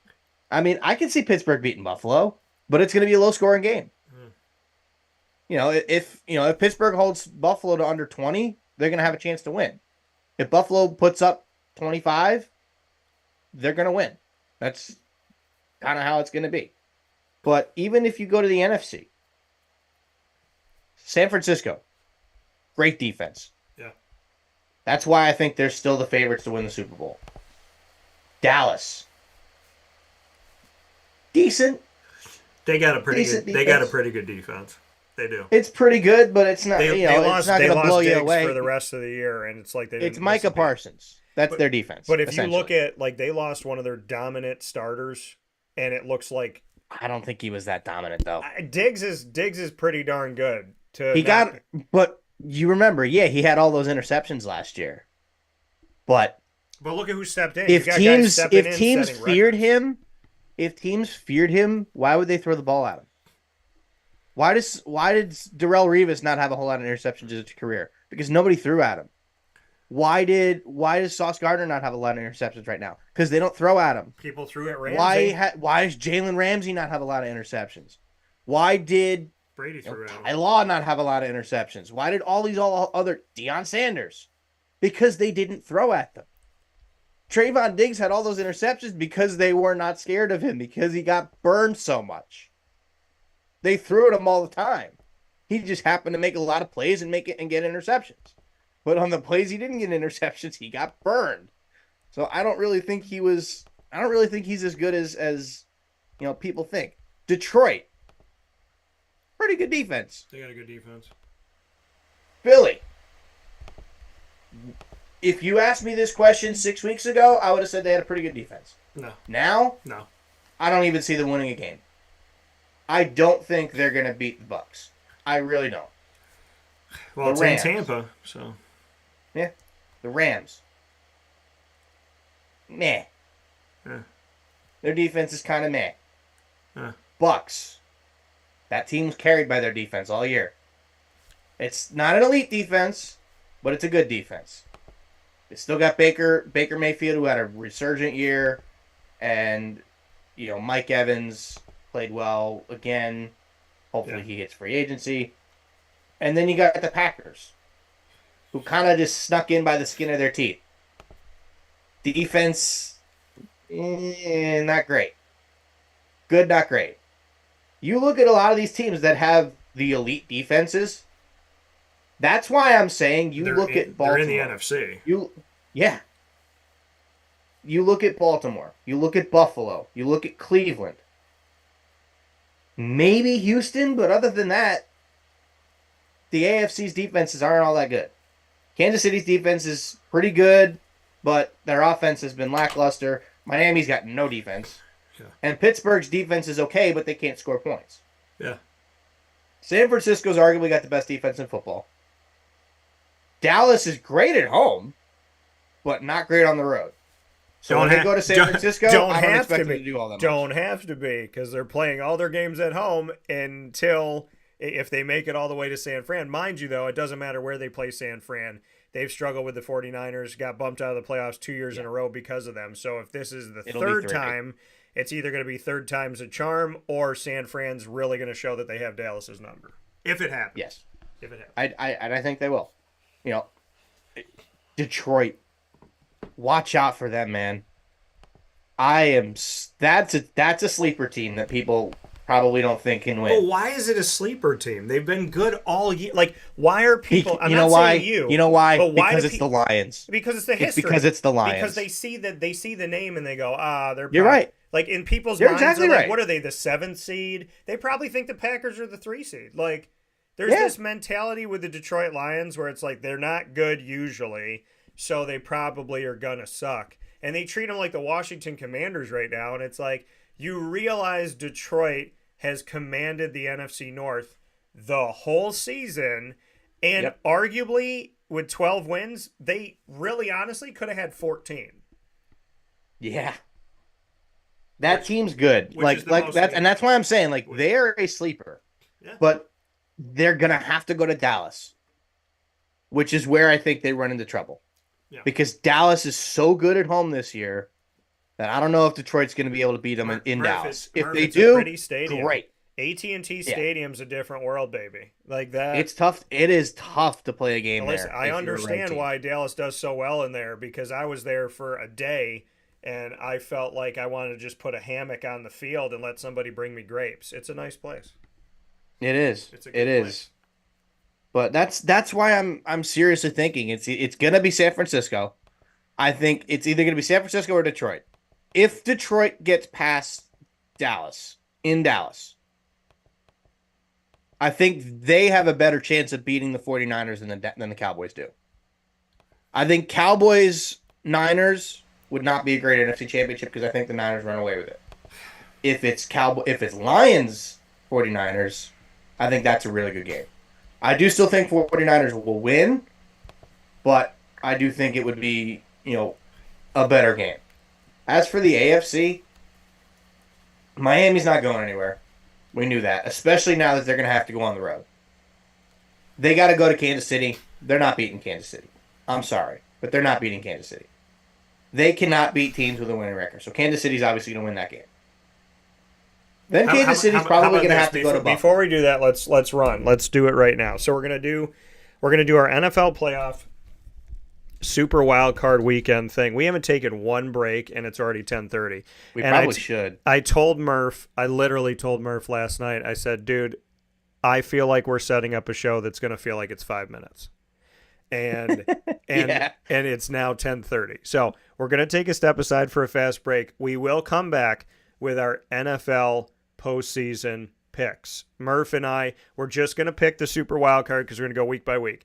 So we're going to pick our Super Wild Card Weekend. We will do that right after this fast break. Remember, folks, there's only 2 teams that are off. The number 1 seed, Baltimore in the AFC. The number 1 seed in the NFC, the San Francisco 49ers. Everybody else is playing 2 versus 7, 3 versus 6, 4 versus 5. All of those will be figured out after this week, and we will see who's going to be moving forward into the divisional round. So Murph and I will do that after this fast break. We still got to talk about the college football playoff. Early polling, I put out a thing while we were talking here just a few minutes ago, and said who will win tonight in the college football playoff. As of right now, in very early polls, thank you for voting, by the way, right away, 66.7% of you are picking Washington, 33.3% of you are picking Michigan. We'll find out who Murph and I are picking as well after this fast break. So a lot of great stuff coming up, some cool cards to be shown that I got at GG Cards and Breaks. All of that right after this on Wake Up Call with Dan Tortora, where sports meets life. Hi, this is Amy from Mother's Cupboard, home of the whole frittata. We are open daily 6 a.m. to 1:30 p.m. For takeout orders, call 315-432-0942 and tune in to Wake Up Call with Dan Tortora for our monthly food challenge and try our Wake Up Call signature menu item available 7 days a week. Here at Mother's Cupboard, we are Central New York, and it's our honor to serve you. Ma and Pa's Kettle Corn and Popcorn Factory remind us that every day is worth celebrating at 201 7th North Street in Liverpool, New York. Open Monday through Saturday in-store and always online at maandpaspopcorn.com. Serving our Central New York community and beyond, order anywhere, anytime at maandpaspopcorn.com. Stop in to get a tin at Ma and Pa's on 201 7th North Street in Liverpool, New York to get your half-price refills for the rest of your life. Come to Ma and Pa's for your holiday gift giving for family, friends, employees, and clients. And remember, for fundraising and events, to call 315-450-6272. That's 315-450-6272. Ma and Pa's Kettle Corn and Popcorn Factory. How corny are you? This is Jimmer Sikowski, owner-operator of Chick-fil-A Cicero, 7916 Brewerton Road in Cicero, right in front of the Home Depot. I had a deep feeling that God wanted me to do something bigger with my life and to help people, help others. I kept putting Chick-fil-A in my life, and I realized as I was going through the franchise selection process that positively impacting the lives of others was really core to what we do here at Chick-fil-A. First of all, it starts with the food. The food is brought in fresh daily. We bring in local produce. We prepare to order in the kitchen. We hand bread our chicken. We hand spin our milkshakes. It's great food. It doesn't taste like fast food. I think the second thing is the way people feel when they come in a Chick-fil-A restaurant. It's different. We try to treat people with intentional kindness here, which is very different and deeper than good customer service. And so I think it feels remarkable for most people to come in a Chick-fil-A restaurant. And then lastly, the impact that we try to have in the community is very different. It's a big part of the expectation of every operator of a Chick-fil-A restaurant is that they're actively engaged in their community, they're a leader in the community, and they're making a difference. When they realize that what we're striving to do is to shine a little light in their life, that's a very, very different experience than you will have in any other quick service restaurant. And it's that remarkable experience that I think people will emotionally connect with. Carvel DeWitt, it's what happy tastes like. Do you know why? Because we make ice cream. Creamy, rich, flavorful ice cream. Not yogurt or iced milk like some of our competitors. Ice cream. Fresh, by hand, daily. For the calorie conscious, we have something new for you. Our new Carvelite. Same great flavor, creaminess, and texture of our regular ice cream with only 35 calories an ounce. So whether you want an ice cream cake, flying saucer, dasher, carvalanche, hard or soft ice cream, we will satisfy your craving with our fresh, handmade regular or new Carvelite ice cream. Carvel DeWitt. It's what happy tastes like. The Wildcat Sports Pub in Camillus, New York is located on 3680 Milton Avenue in the Home Depot Plaza. It is your family-friendly sports bar and restaurant. Folks, some sports bars aren't family-friendly. Some family-friendly restaurants are not sports bars. The Wildcat Sports Pub in Camillus, New York is proud to be both. It is that marriage that you've been looking for years. The Wildcat Sports Pub is your home base for your sports bar and restaurant needs, games for the kids, indoor and outdoor activities, and enough things on the menu to come back every single week and get to try something new.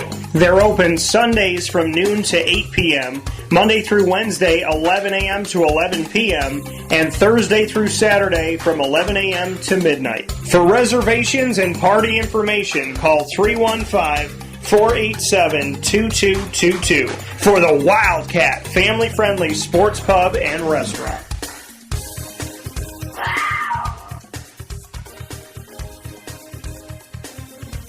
GG Cards and Breaks. Like, comment, subscribe. GG Cards and Breaks coming to you on 639 Delmar Place in Syracuse, New York.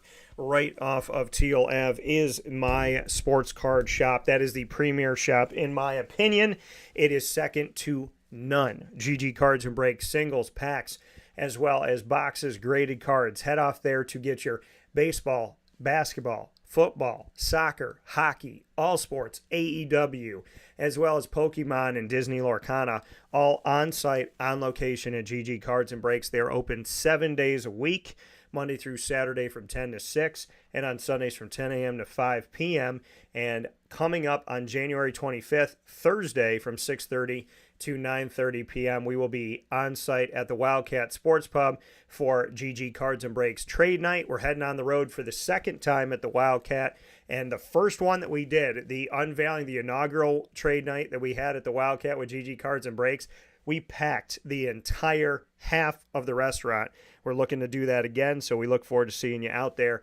Can't wait to see what you all have. And GG Cards and Breaks has every MLB, NFL, and NBA team on their back wall. They truly care about the people that come through. They are awesome when it comes to the hobby. They're big kids, and who better to sell you this stuff that has connected us to our childhood and to so many positive moments in our lives than people that appreciate the hobby as much as they do. So thanks to GG Cards and Breaks for being in our community and giving us that same hobby with plenty of new memories. With that being said, here on Wake Up Call with Dan Tortora, Murph and I are going to get into our NFL picks, folks. That's right. We're jumping into the NFL. We're continuing the conversation on the NFL, I should say, here as we make our picks inside of the postseason. So I'm going to put this up. Murph's going to be on one side. I'm going to be on the other side. And our picks are going to come in on this whiteboard. So with that being said, here on Wake Up Call with Dan Tortora, where sports meets life, I'm going to go ahead and put Murph right here. So Murph is going to be on the left. There we go. And I will be here on the right. So let's go ahead and pick our games. The first game that we have up here on the docket, let me bring up our schedule. The first game that we're going to have for the wild card round of the NFL is going to be happening on Saturday, January 13th. Cleveland at Houston. Murph, what do you got? I like the Browns in this one, specifically because of their defense. I think it's going to be a difficult matchup for C.J. Stroud and the Texans. I know Stroud's been great for them all year. They won their division finally, and, after everything that has happened to them in the last couple of years, they finally got back to the postseason. But I like the Browns. The defense is just too good, and with Joe Cool at quarterback for them, Joe Flacco, with all the postseason experience you could possibly want in a quarterback, I definitely expect the Browns to win this one pretty decisively.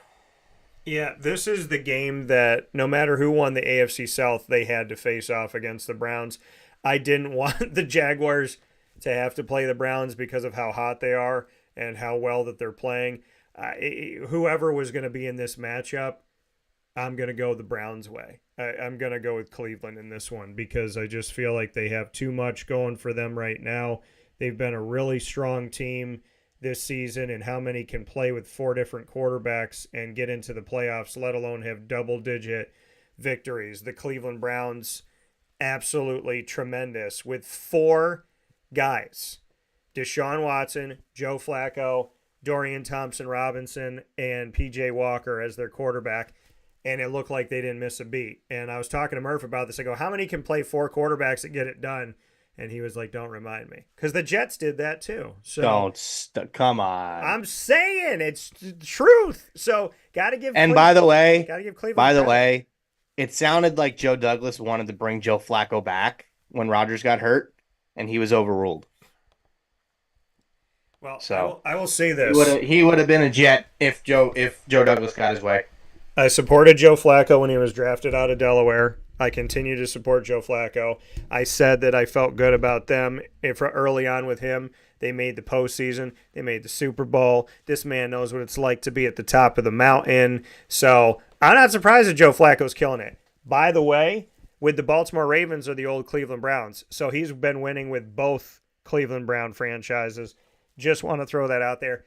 Joe Flacco and the Browns are the monkey wrench in this year's playoff. They could really mess some things up. Listen, I like Houston. I respect Houston. They're at home. CJ Stroud, keep balling out, dude. You are phenomenal. But I got Cleveland's just too much. Too much of an onslaught. That dog pound's they're gonna get some stuff. They're gonna bite some things in this game, I think. Miami at Kansas City. Kansas City struggles to score 20 points. Miami struggles to stop any points. Who's winning the game? Sorry, Dolphins fans. It's not going to be close. Kansas City by 1,000,000. I'm just going to leave it at that. Here's my issue with Miami. They're good, and Tua has stayed healthy. And I said at the beginning of the season, go back and check the tape. I said I'm picking the Bills to win the division, which they did. And I said, but keep in mind one of the reasons why I can't pick Miami is that Tua never stays healthy. So if Tua is to stay healthy this season, I wouldn't be surprised if Miami won the division. I'm picking Buffalo, but I'm putting Miami right there. Like I wouldn't be surprised if it didn't happen. And what happened? Came down to the last game, Buffalo, Miami. Buffalo won the division, and who was second? Miami. And who was healthy? Tua. So they got a lot, but in a shootout against Kansas City, I would feel better about Miami if they had a different team in the first round. Like if they were trying to outscore Houston or they were trying to outscore Pittsburgh, I could feel better about Miami. But because they're playing Kansas City, I got to go with Kansas City. This team hasn't looked pretty, but they haven't had to. And that might be the sign of a championship caliber team this year, is that Kansas City's winning no matter what they're doing offensively. So I got to give them credit for that, where credit is due. On Sunday, January 14th, we will have a triple header. That will bring us first to Pittsburgh not to Pittsburgh, in the Pittsburgh game at Buffalo. Bills fans going buck wild because they know Bills Mafia gets to break some tables in the parking lot in Buffalo again. What do you have for this one, Murph? If I was a Steelers fan, this is the matchup I would have been rooting for, because I think you'd much rather play the Bills than play the Chiefs at Arrowhead. But the thing that scares me about the Steelers is they don't know what the heck they're doing at the quarterback position. Kenny Pickett's healthy, but he's not playing. I don't get that. They didn't want Mason, and now clearly they there's like something going on. Yeah, and now Mason Rudolph's going to start the playoff game. They love Mason Rudolph, yeah. They love some Mason Rudolph. It must be something after he got hit in the head with the helmet from Myles Garrett. But yeah, it's hard not to pick Buffalo here. I mean, I said all year, I said before that, I think Buffalo's going to be a team to beat in the AFC. I think it would make a lot of sense to see, Baltimore at Buffalo or Buffalo and Baltimore for the AFC Championship. But, I just think it makes all sense in the world to go Buffalo. I don't, I love the Steelers, man. I got plenty of friends that are Steelers fans. So Jake, don't kill me when I say Buffalo. But I'm sorry. I just don't see them beating the Bills. Something that I don't know if it's ever happened in history before. We're going to have to check on this, but these two teams got in the playoffs because one team lost, which punched both of their tickets, and they end up playing each other. When has that ever happened where two teams made the playoffs because one team lost and those two teams were playing each other in the first round of the playoffs? Well, you can thank Jacksonville, Buffalo, and Pittsburgh because we put y'all in safely. Then Buffalo went and won the division. Listen, Pittsburgh is a team that is hard to count out because they're one of those teams that just has a ton of talent. They got a great coach. But this year, man, oh man, has this team looked not great. Najee Harris didn't look great. Kenny Pickett didn't look great. George Pickens, he looked really good as a rookie. But, this is a team that just hasn't been very I shouldn't say as a rookie, but he looked good this season. But this team doesn't have a lot to write home about. Buffalo has struggled. They have had great moments, but they're coming into this playoffs kind of backpedaling into the playoffs. They're the number 2 seed, but it doesn't feel like that yet. So Buffalo's that team that struggles in the postseason. Can they make it far? Remember what happened last year against Cincinnati, also an AFC North team. But then Pittsburgh, wow. Pittsburgh just happy to be here. They got nothing to lose, right? I shouldn't say they're just obviously they want to win, but they have nothing to lose. You're the 7 seed. People didn't anticipate or expect you to be here. You're playing with your backup quarterback that you allegedly didn't want on your roster. So Pittsburgh's got a lot of fire, and Pittsburgh knows how to dance. And Mike Tomlin is an incredible coach. So I'm going to go with Buffalo, y'all. What do you think I'm going to do? Come on now. Buffalo's the better team in this matchup. Of course they are in this specific matchup. Mike Tomlin's doing a great job. He does a great job all the time. He gets his team to the postseason religiously.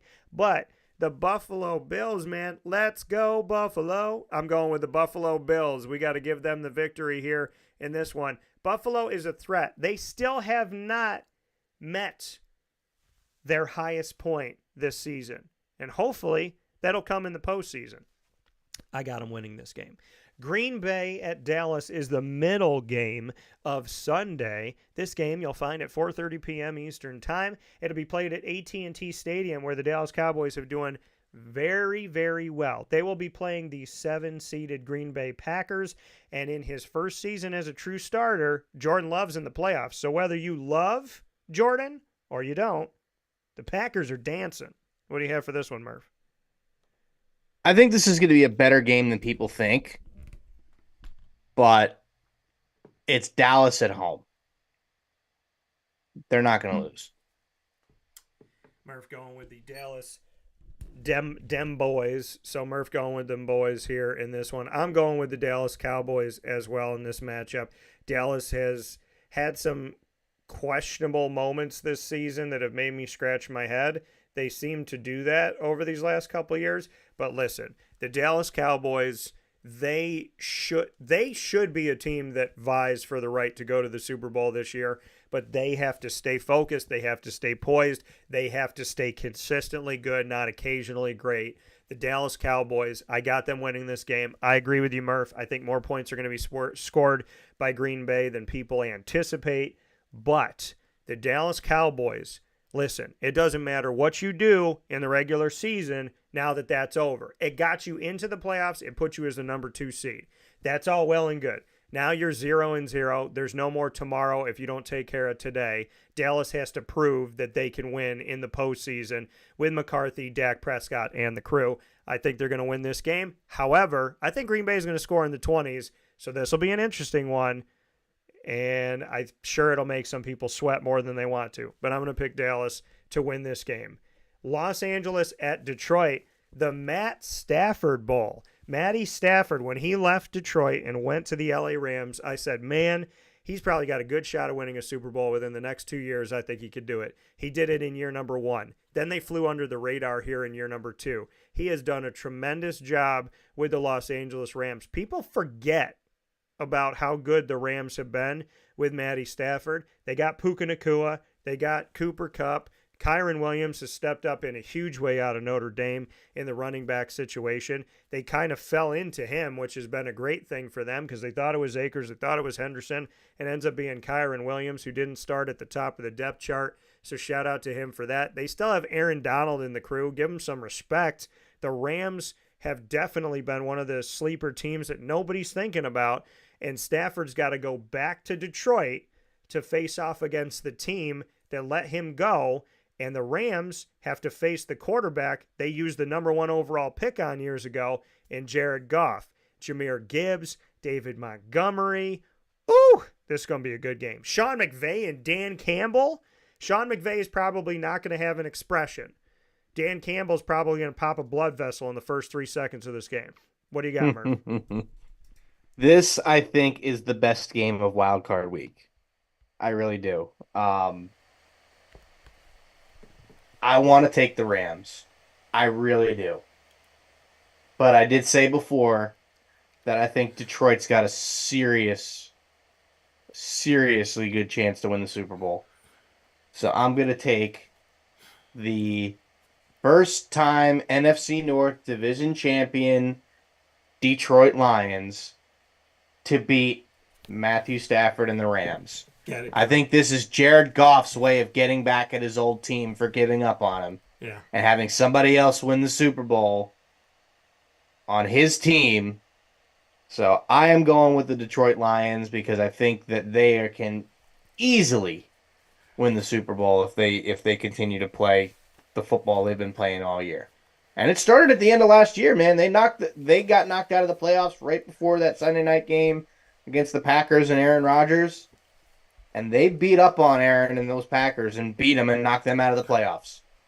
So I think that's where it all started, and I think they might be able to finish the job if they make a deep run.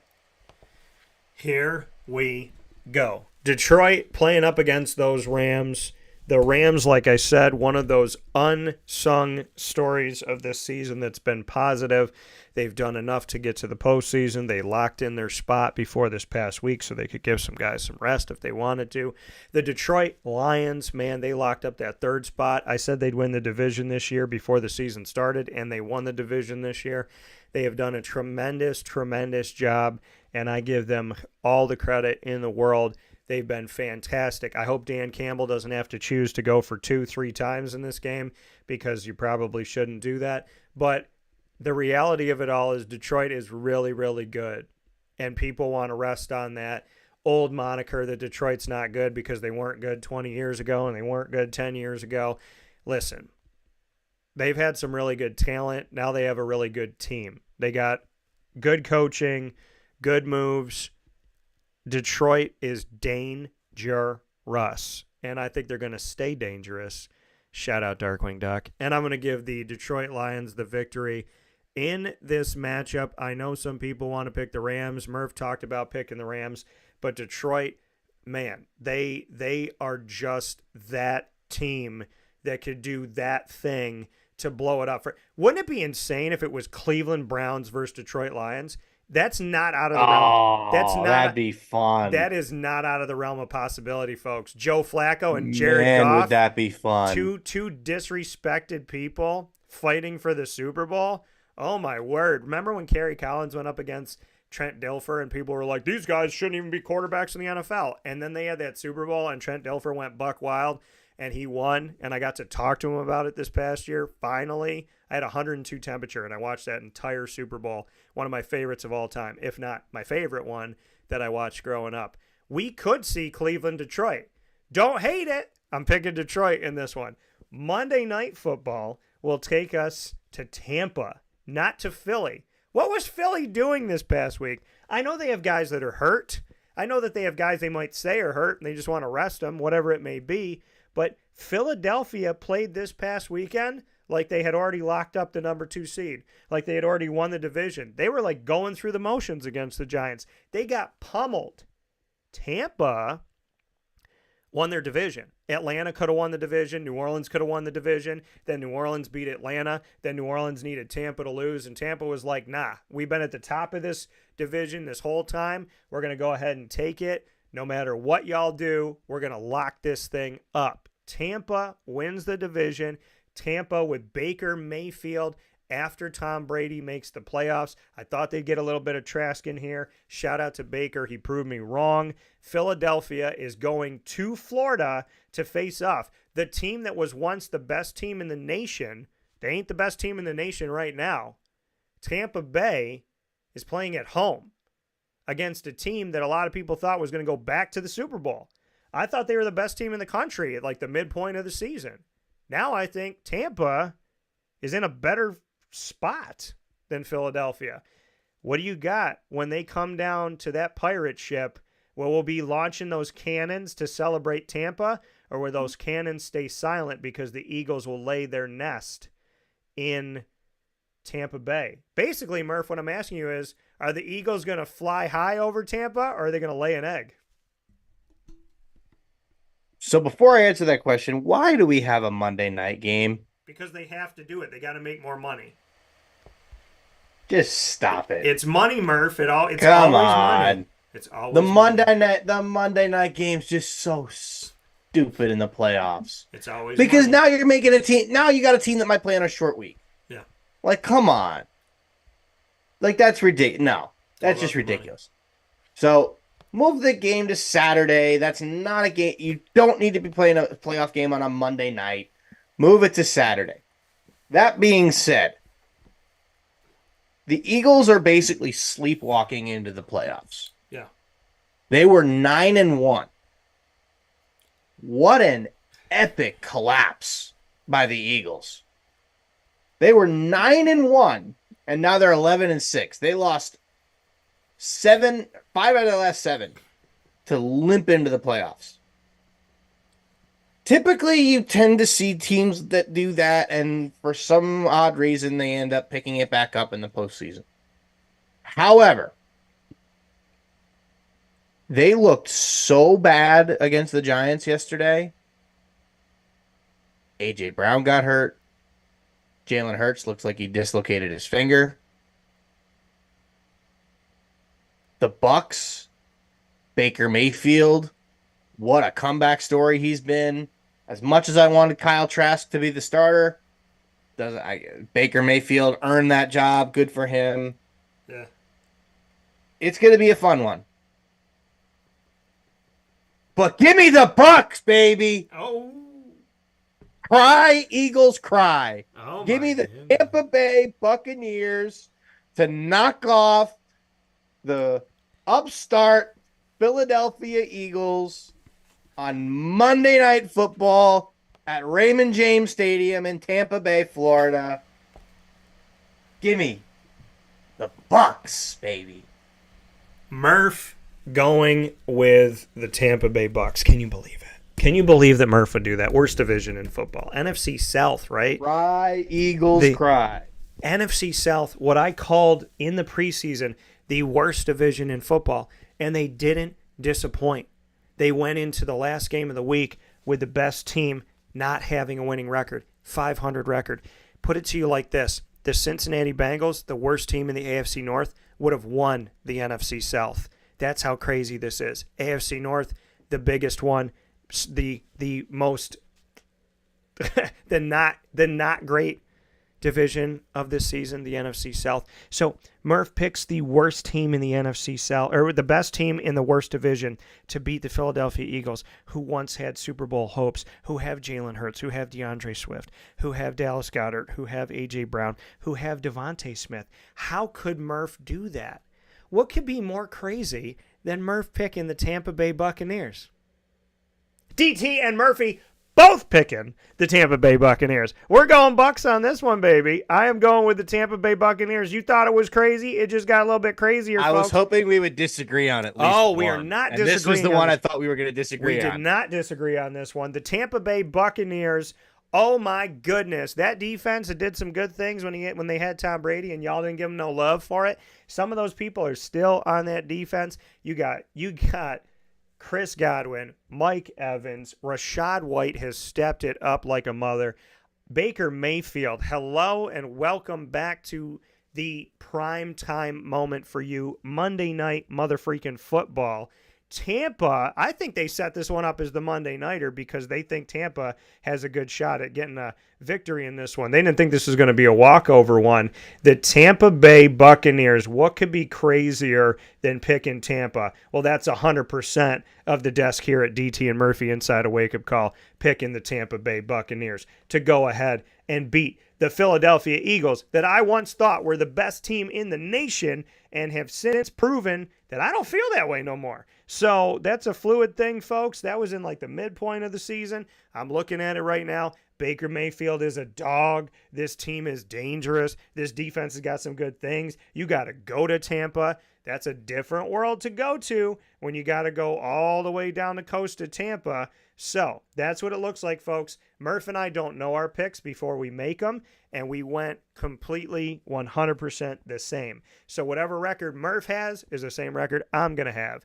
We shall see. Cleveland over Houston, Kansas City over Miami, Buffalo over Pitt, Dallas over Green Bay, Detroit over the LA Rams, and Tampa over the Philadelphia Eagles. That's what it looks like. Murph, one final note about this. Your thoughts on taking a look at this board that we have. Are you surprised? Are you not surprised? Where are you at?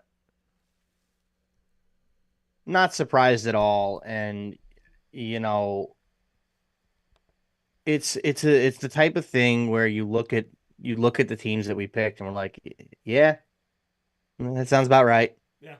So I'm not surprised one bit. So that's where we're going. We're going to take a quick step aside. When we come back, we will be giving you our college football playoff pick. You continue to vote. Make sure you do that on X at CallDT. That's at CALLDT. The voting has gotten closer.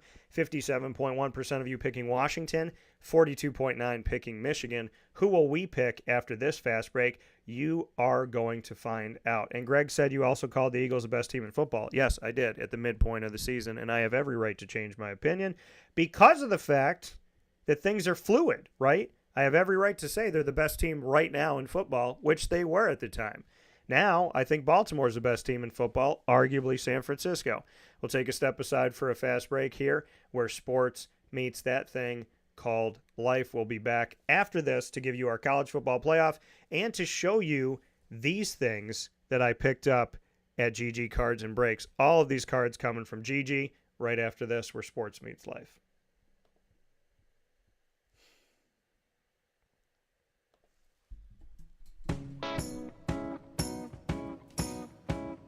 In these unique times, there are those in our community that give us a sense of normalcy and positivity. Pizza Man on 50 Oswego Street in Baldwinsville has been here for you for over 35 years and is here now. Call 315-638-1234 or order online at pizzamanbville.com to bring those familiar tastes into your home. And remember to come see our monthly on-site broadcasts centered around the community and our Baldwinsville Bees. Pizza Man in Baldwinsville. Any way you slice it, they are always here for you.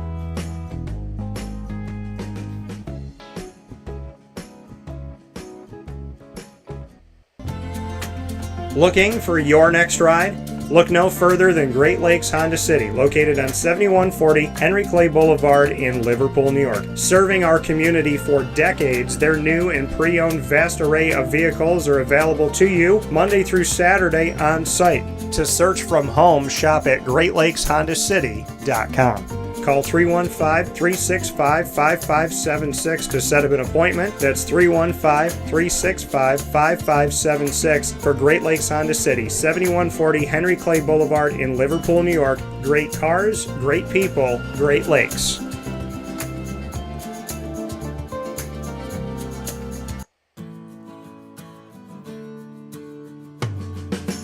Our corporate purpose at Chick-fil-A is to glorify God by being faithful stewards of all that's entrusted to us and to positively influence all those who come in contact with Chick-fil-A. And what became increasingly clear from our success in Cicero is that people love Chick-fil-A. And also, I think we recognized that, we had a great opportunity to grow the brand and grow our platform. I felt incredibly grateful when I was selected to be a Chick-fil-A operator.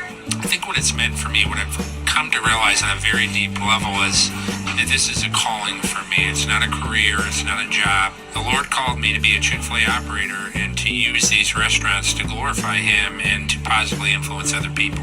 I'm blessed. I'm very blessed. Head to Chick-fil-A Clay on 3974 State Route 31 in Liverpool, New York.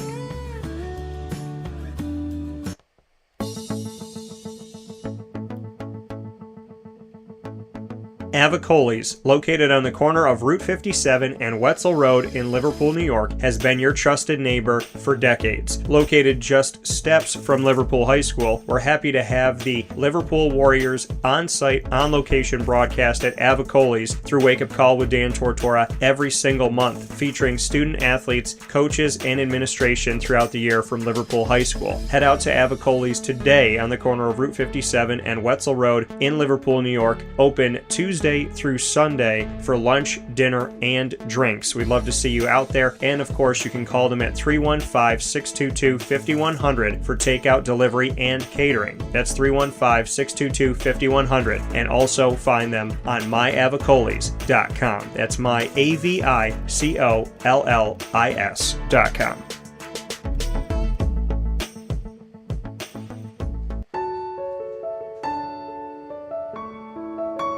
Having peace of mind when you're out of town that your furry-loving friend is safe and sound means taking them to Canine Campground, because we all know that when it comes to the love of our pets, it goes well beyond the call of duty to make sure they're safe and sound. Right, Lily?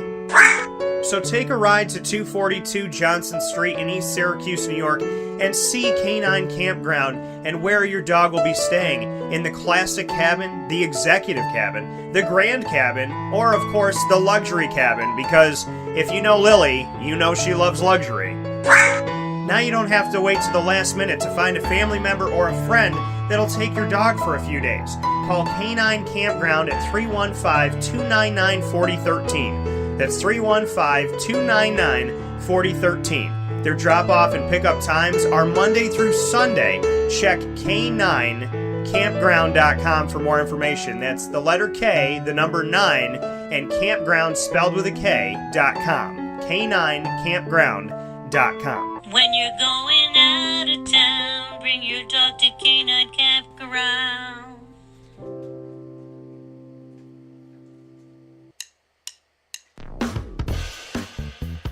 PB&J's Lunchbox, the food truck that you love finding all throughout central and upstate New York, now has a streetside cafe. So when you're craving their traditional favorites as well as their out-of-box amazing menu items, you can now head to 663 Old Liverpool Road in Liverpool, New York. Located just minutes from the highway, the Thruway, Destiny USA, and Onondaga Lake Parkway, PB&J's Lunchbox Streetside Cafe is there for you Monday through Saturday from 9 a.m. to 7 p.m., serving breakfast, lunch, and dinner all throughout the day. Get breakfast for dinner, dinner for lunch, whatever you fancy, including their award-winning grilled peanut butter and jelly sandwich. Find them at 663 Old Liverpool Road in Liverpool, New York. PB&J's Lunchbox, where we love to know what's in your lunchbox.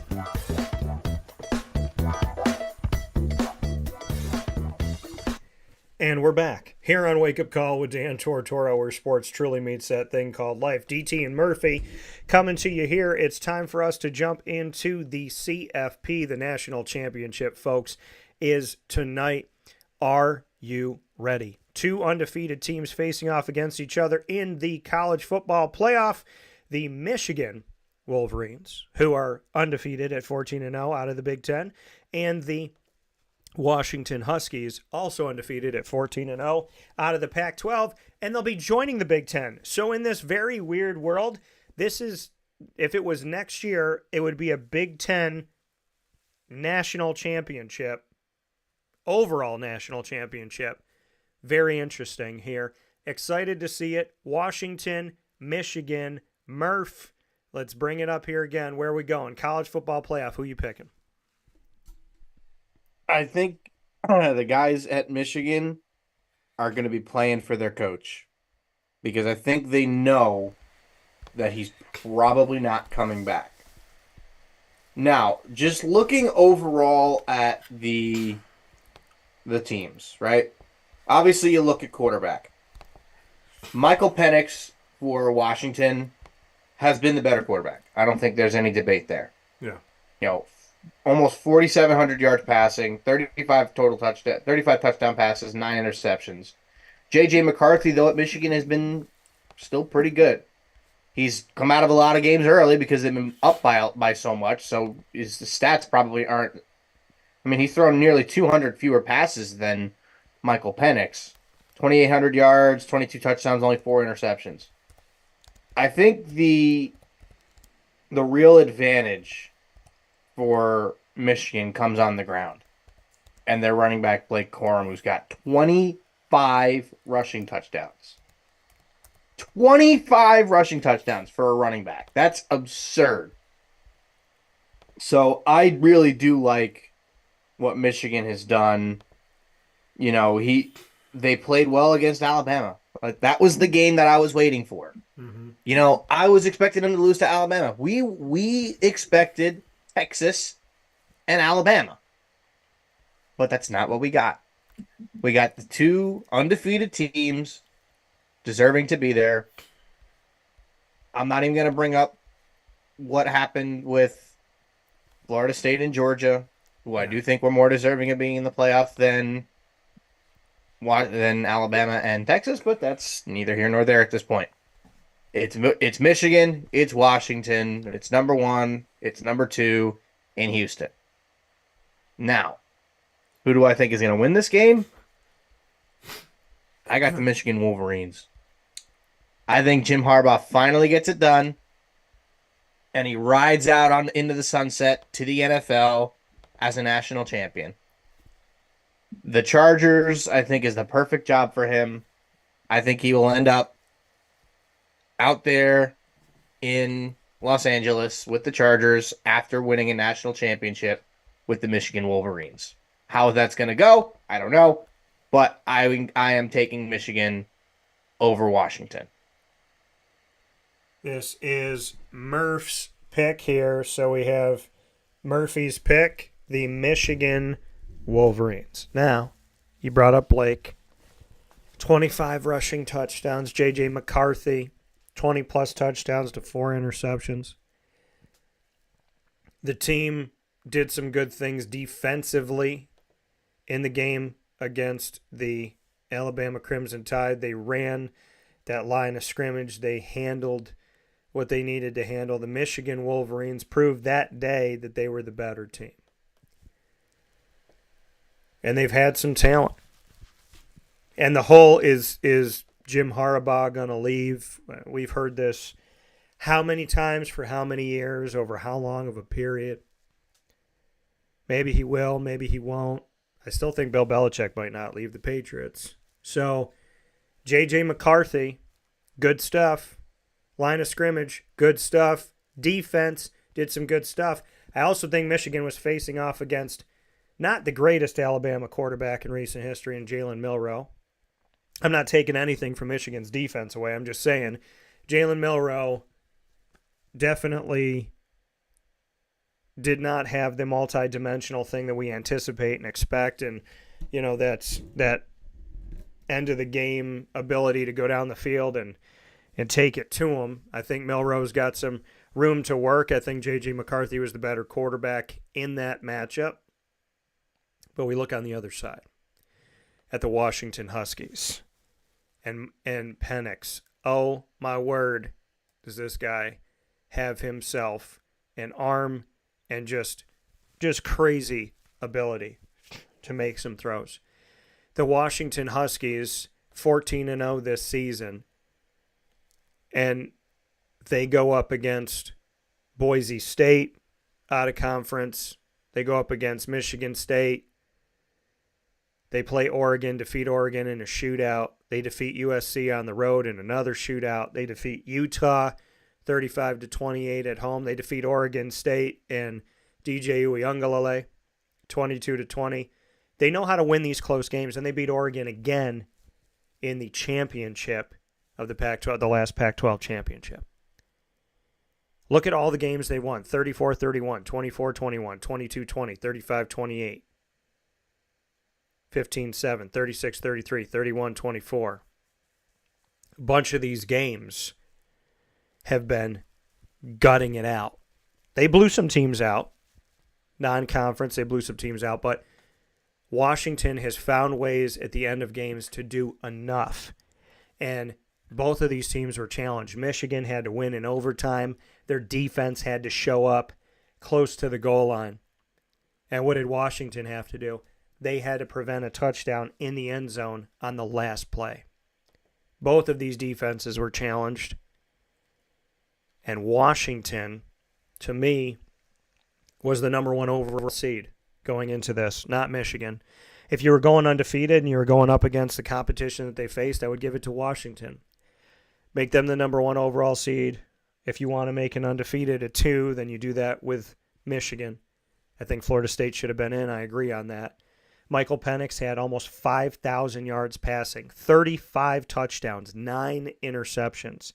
Granted, they don't have a running back that gave them 25 touchdowns, but Dylan Johnson had 16 this season. Other guys got involved, like Jeremy Bernard, the wide receiver, Will Nixon at running back. Bunch of wide receivers got involved in this. Penix has been able to do some incredible work. They have 2 receivers that are over 1,100 yards this season. One has 9 touchdowns, Polk. Adunzi has 13 touchdowns. The Washington Huskies and the Michigan Wolverines, this is a tough game to pick. Because, like I said, Michigan did some impressive things. But I'm going with the Washington Huskies. This is my pick in this matchup to win. The Washington Huskies. By the way, folks, whoever wins this championship, we will have a new champion. There has never been the Michigan Wolverines or Washington Huskies winning a college football playoff national championship. I'm going with the Huskies to do it. Murph is going with the Wolverines. We are on opposite sides of this. One of us is going to be right. Will it be Washington? Will it be Michigan? I go Washington. Murph goes Michigan. The college football playoff goes on tonight, Monday, January 8th at 7:30 p.m. Eastern Time. Come out to Pizza Man and come see our live broadcast. We will be on site on location at 6 p.m. with the Baldwinsville Bees girls basketball team. And right after that, right after we finish, you'll be able to stay there and watch the college football playoff. So come at 6 o'clock, have some dinner, hang out, and support the Baldwinsville Bees girls basketball team at Pizza Man on 50 Oswego Street in Baldwinsville, New York, tonight, Monday, January 8th. And right after we finish up, get ready, use the restroom, come back out, and the kickoff for the college football playoff will be going on. We'll be running you right into the beginning of the college football playoff, and you'll be able to be at Pizza Man to support locally, as well as watch the national championship between Michigan and Washington. We'll see which one of us is right, Murph, as we get going on this. I just realized that I had something up here from before. My apologies on that had the Goodyear information on there. I saw that from the very beginning. I didn't realize and I didn't want to say a word. I've moved up in the world. Yeah, I didn't realize I'm the until Goodyear just now. Cotton Bowl communications director. Yeah, which is my buddy Scotty Rogers. So I didn't even see it until now, and so whatever, folks. And so that's been up there. Disregard. It was a shout out to Scotty Rogers. I got a bunch of things that I got from GG Cards and Breaks. I want to give them a massive shout out because they are my sports card place of choice. I'm a huge fan of GG Cards and Breaks. Not just because we work together because I appreciate the people. If you know anything about me, I don't work with businesses where I don't feel like these are some of the best people that we have in our community. And GG Cards and Breaks, when I look at Josh and Anthony and the team and everything that we've done in a few months together, I am elated that they're in our community. I'm proud to have them here. And I'm just excited to have people that love sports cards as much as I do. So all of these I got at GG Cards and Breaks. I will start with this wonderful patch card, which is called the Rookie Sweaters from Donruss. It's a rookie card. It's a piece of a rookie sweater. And it's the sweater of Sam Laporta, who is one of my favorite tight ends in the league right now, of Detroit. I got my first rookie card of Adley Rushman. So I picked this up because I got cards that I thought would be gradable, and this one looks like I'd be somewhere around a 9, I would imagine, on that one. I got a nice die-cut refractor of Mike Trout. It's not a rookie. It's just a nice die-cut card here. I wanted to get a little Mike Trout. You'd have paid a small fortune if it was a rookie. Oh, yeah. I wanted to get a little Mike Trout. And these are my first 2 rookie cards of both of these players. And this guy's hard to find. I got a rated rookie, Puka Nacua, from GG Cards and Breaks. There might be a couple more of these available. They had a few. I got one that I think is in really good shape and gradable. This one is definitely gradable. It is the Donruss. It's the Donruss, I guess I would call it Rose parallel here, where you could see it in the bottom and you could see it in the Donruss logo. It is the rated rookie of a guy who I am telling you all, I think his numbers are going to go up in as far as pricing goes. I think this is a good one to get some stock in, aka buy some of his cards, get some of them graded. I think this guy's trending upwards, and I think your investment will pay off. Aiden O'Connell. So I got an Aiden O'Connell. Those of you that know that I have talked about and supported him since he played at Purdue against Syracuse, and I said that he would make it to the NFL. He's an NFL-type quarterback. He started the majority of these final games here, did a good job, and I might get that one graded. So those are the ones that I picked up in one lot. This is my most recent one from this past week. This is a refractor. This is I'm looking at this. So this is like the dance ball refractor mosaic auto of one of the most beautiful autographs I've ever seen, Mr. Cordell Stewart. His autograph looks like a slash, and that was his nickname. So Cordell Stewart, bunch of things going on in that auto. I just wanted a Cordell Stewart auto, so I got one. I have a teal parallel Brock Purdy rookie card here. And we know that people like their Purdy's. This is also one that I believe is gradable. Then I got an RPA number to 199 in the world of one of the most beautiful signatures out there, and a guy I covered in college, Sauce. Sauce's boss right there. Got a Sauce, Ahmad Sauce Gardner, RPA, beautiful card. This is one of my favorites. Also covered this guy in college at Boston College. This is not only a dual color patch, it's technically a tricolor patch, and it's my first patch that has a design on it of the logo. So this is my RPA number to 99 of Zay Flowers, but if you look at it closely, there's a design right there on the gold part, which is really sweet. So it's a dual color patch here, tricolor patch with the design, number to 99. He does the ZF for Zay Flowers and then puts his number in a distance from the rest of the auto. So it's a simple one here. It's his rookie. And then here is the Mammoth card. This is one This is the one that I've seen. This is a really cool card. This is the card that I looked at once during GG Cards and Breaks trade night, and I thought, man, I should buy it. But I didn't want to spend any money that night. I wanted to sell a bunch of my cards, which I did. I wanted to make some money, which I did. Thank you, community, for your support. And so I waited. And then I went back in this past week, and I asked Anthony, I said, can I look at it again? And he brought it out. And then he was like, well, for the price of this, you can get a certain number of these, or you can get this card.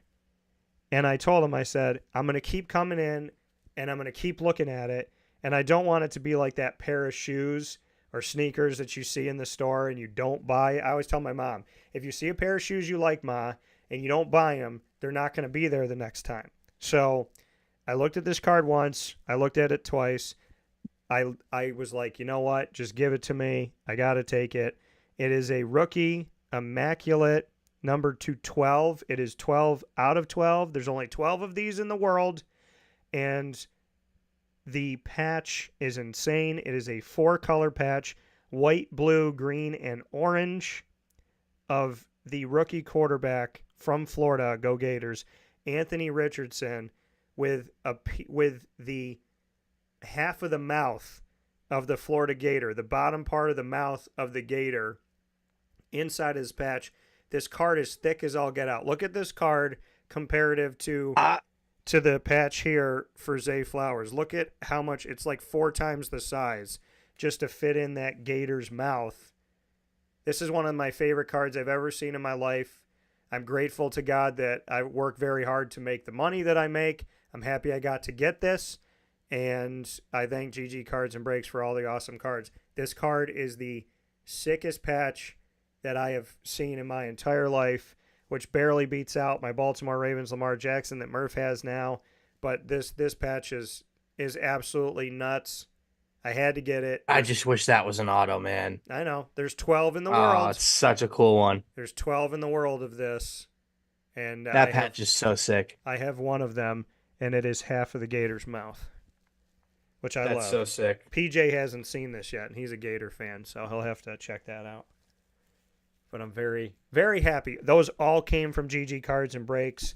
2 different trips there, so shout out to GG for all that you do. 639 Delmar Place in Syracuse, New York, where you get to get even closer to the teams and the players that you love by finding some really awesome things in singles, graded, packs, and boxes. I had my best box break ever there, and if you go on my website now, if you go to wakeupcalldt.com, and underneath the Partners tab, if you click on GG Cards and Breaks, you can scroll to the bottom and actually see all of our pack and box break videos that are now in a playlist that's been put together. So you can go through the history there. You can also get directions to go to GG Cards and Breaks, and you can get their hours as well as their website and more on our website. So make sure you check that out and go watch all of our cool breaks. But yeah, I've been impatiently waiting to show all these cards, but I would think pretty darn good to get a Cordell Stewart auto, a Brock Purdy rookie, an RPA of Sauce, an RPA of Zay, and this killer Anthony Richardson patch all in one trip to GG Cards and Breaks. Yep.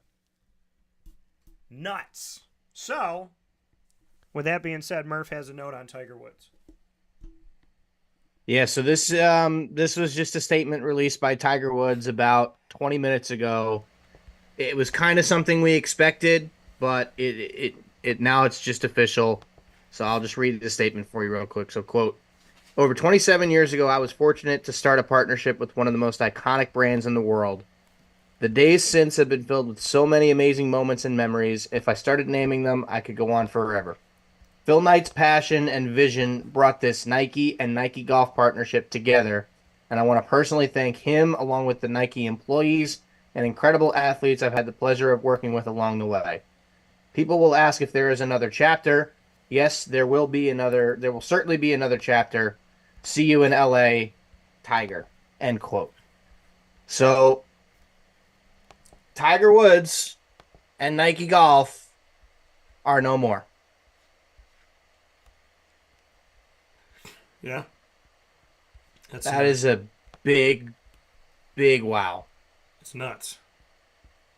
I'm interested to see what he comes out wearing at the Genesis, because that'll be the first tournament that he's going to play this year, and I want to know what he's going to be wearing. I mean, Charlie was wearing Grayson at the PNC. Yeah.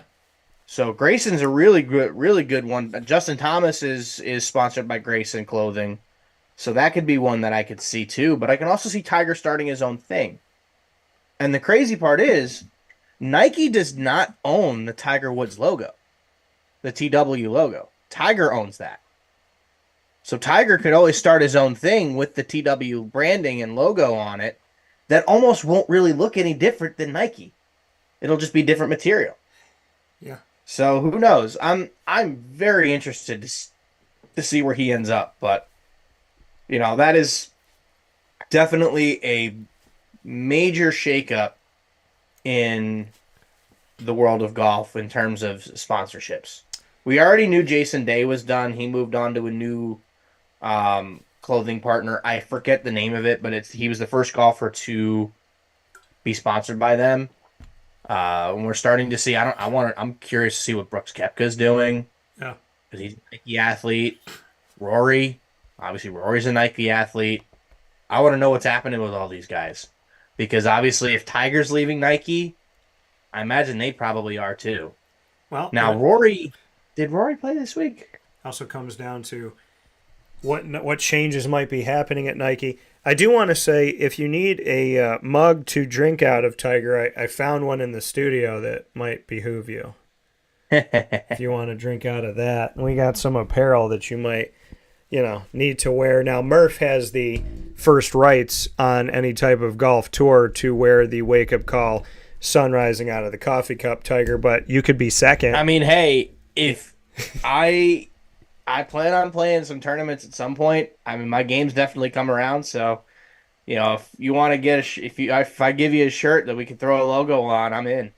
Yeah, just putting it out there. So, Tiger, you can be second to Murph.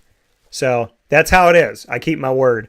So with that being said, we have given you the NFL, the college football playoff, and GG cards and breaks.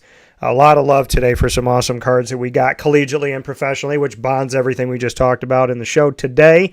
Go to GG Cards and Breaks on 639 Delmar Place in Syracuse, New York, right off of Teal Ave, 7 days a week. You can catch Murph with me every Monday and here on Wake Up Call from 9 a.m. to 11 a.m. Eastern Time. And, of course, we hope that you're having a great start to your new year and are very safe, healthy, and well. Any final words, Murph, before we jump into the CFP tonight and the NFL playoffs on Saturday? Well, I hope... actually, how much snow did you guys get up there? Over a foot. Okay, yeah, so did we. So I hope everyone enjoyed the snowstorm. Oh, yeah. I know I did. I am, as soon as we're done here, I'm going to get my stuff together, probably have lunch, and head up to the mountain and do some skiing. This is the perfect time of the year to do that. So I'm going to go do some skiing. I'm not going to be as good as Michaela Schifrin. I know that. She got her, I believe, her 93rd World Cup victory this past week. So if you don't know who she is arguably the greatest skier ever, male or female. Yeah. So it is definitely fun to watch her ski, and she specializes in the slalom and the giant slalom.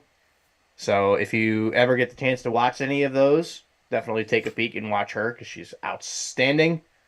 Very, very good, technically sound skier. But I'm going to do my best to, do some skiing and try to see how much I can do on my own. But I know I'm just going to take the edges of my skis and just dip them right into the snow and just have so much fun. If you want to know how I ski, watch the movie Last Holiday with Queen Latifah. With that being said, Murph... Or are you like Ike from South Park?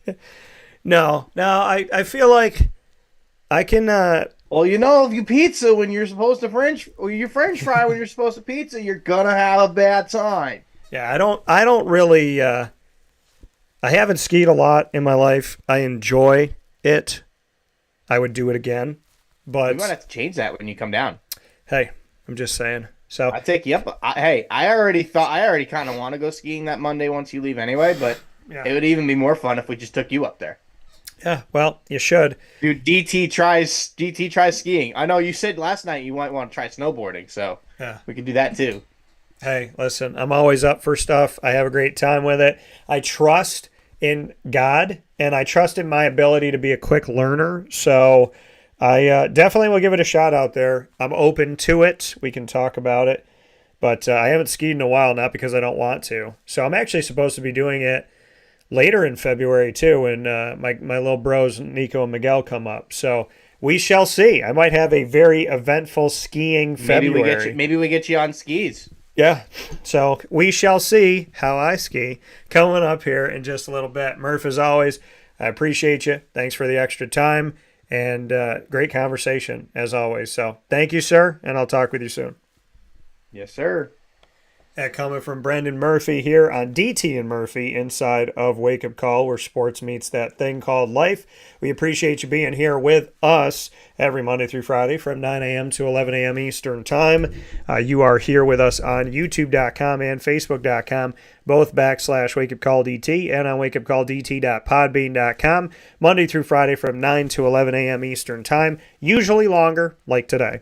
And, of course, once we go live, you can jump into the archive, find a bunch of our shows, over 1,600 episodes there for you on Podbean alone. I think TuneIn is carrying over 1,200 of our episodes. Amazon Music, Audible, iHeartRadio, iTunes and Apple Podcasts, Player FM, Podbean, Podchaser.com, Podvine, Spotify, TuneIn, YouTube. All you have to do is go to any one of these outlets. They're all apps except for Podchaser.com. You have to go to their website. But all of them, search Wake Up Call with Dan Tortora, or one word, Wake Up Call DT. You'll get us for free. Download it, save it, follow it. So if you go to it, that's great. But you got to save us, follow us, download us, for us to be connected with you. So make sure you follow wherever you find us so that when the shows get added to it, you get a nice little notification letting you know something's new there for you to tune in for and you never miss a show again. Thanks to our incredible partners in Central and Upstate New York, I implore you to visit all of them. They're a member of my family, and I care about my family. And if you trust my opinion, you trust my thoughts here, I appreciate that first and foremost that you do. And I would say to you, if you trust me, then these are the places you should trust as well.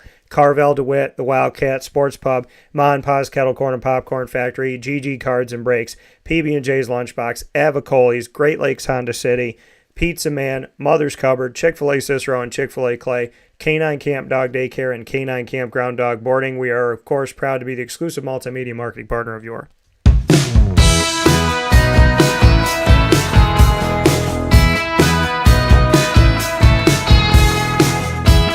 Lemoyne College Dolphins. It's Fins Up every single month on Wake Up Call with Dan Tortora. Find your Dolphins by coming to the show on Wake Up Call Wednesdays at 9 a.m. Eastern Time, where we bring you our Dolphin Time. First and third Wednesday of each month, AD and DT with Athletics Director Bob Beretta and myself, Dan Tortora. Every second and fourth Wednesday, you could dive into the stories of student athletes, coaches, administration, future Dolphins, and alumni in the Dolphin Dive.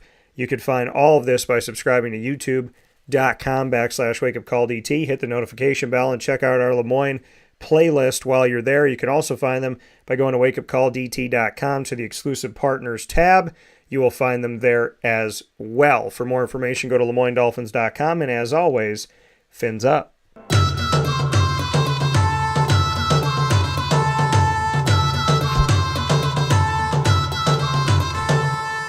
The Bryan and Stratton College Bobcats of Syracuse are exclusive multimedia marketing partners with Wake Up Call with Dan Tortora. Find your Bobcats every single month on Wake Up Call with Dan Tortora. They're currently in men's and women's basketball season. They're going to be starting off the second half of their season coming up here very soon in January. They are ranked for the men's team number 1 in the entire country. Let that sink in. And the women are ranked number 2 in the entire country, right here on James Street in Syracuse, New York. Come and see your Bobcats play their home games at OCC inside of Allen Hall's gym on Onondaga Community College's campus. We look forward to seeing you out there as well as on the road. The Bobcats, men's and women's soccer, men's and women's basketball, baseball, esports, and everything they do is truly unique and special. I love doing the Bobcat Buzz because I love telling their unique story. They have so many wonderful things that they offer, and they offer the opportunity for you and go and get your degree if you never got it, or to get a new degree at Bryan and Stratton College of Syracuse. Maybe you never got your degree, never finished. Maybe you want to get a different degree, whatever it may be. Bryan and Stratton College of Syracuse is worth that phone call, in my opinion. So make sure you get in touch with them today. And the number to call for Bryan and Stratton Syracuse, I'll give it to you right now. That number is 315-506-4389. That's 315-506-4389. The Bobcats are there on our YouTube channel on youtube.com/wakeupcalldt. You could find them there by making sure that you follow us, subscribe to us, hit the notification bell. The playlist for the BSC Syracuse Bobcats is there, and you'll find them on wakeupcalldt.com underneath exclusive partners with the BSC Syracuse tab. For more information, go to syracuse.bscbobcats.com, and as always, go Bobcats. With that being stated here on Wake Up Call with Dan Tortora, I want to thank Murph for having a fantastic and I told him it would feel like 5 minutes, and it did. A fantastic DT and Murphy, the first of 2024. Many more to come by the grace of God. We talked about the college football playoff. He picked Michigan. I picked Washington. We did our NFL playoff wild card picks. We both picked all of the same teams. So we have winning the games throughout. We have chosen Buffalo over Pittsburgh. We have chosen the Kansas City Chiefs over the Miami Dolphins. We also chose the Browns over the Texans, all in the AFC. In the NFC, we chose Dallas over Green Bay. We chose the Lions over the Rams. And we chose the Bucks over the Eagles. So see how we do next week when we obviously give our thoughts on this. We won't be able to give you the Monday night one because DT and Murphy airs before that, but we can tell you how the weekend went. And, of course, a big shout-out to GG Cards and Breaks for their amazing cards, all that they offer, the really cool things that they have. And make sure you come out to trade night because you never know what I'm going to be putting out there to buy, sell, and trade. So looking forward to seeing you out there at trade night coming up this month on Thursday, January 25th, 6:30 to 9:30 p.m. on site at the Wildcat Sports Pub. For now, this is Wake Up Call with Dan Tortora. Vote in our polls. Enjoy the college football playoff tonight. Come out to Pizza Man. See at 6 o'clock the Baldwinsville Bees girls basketball team, and then hang around to watch the College Football Playoff National Championship. It's a twofer in a fantastic local restaurant and bar. As always, drink responsibly if you are of age to drink. Facebook at Wake Up Call DT, X at Call DT, Instagram at Wake Up Call _DT. As always, God bless, no stress, do your best. Have a great day. We'll talk soon.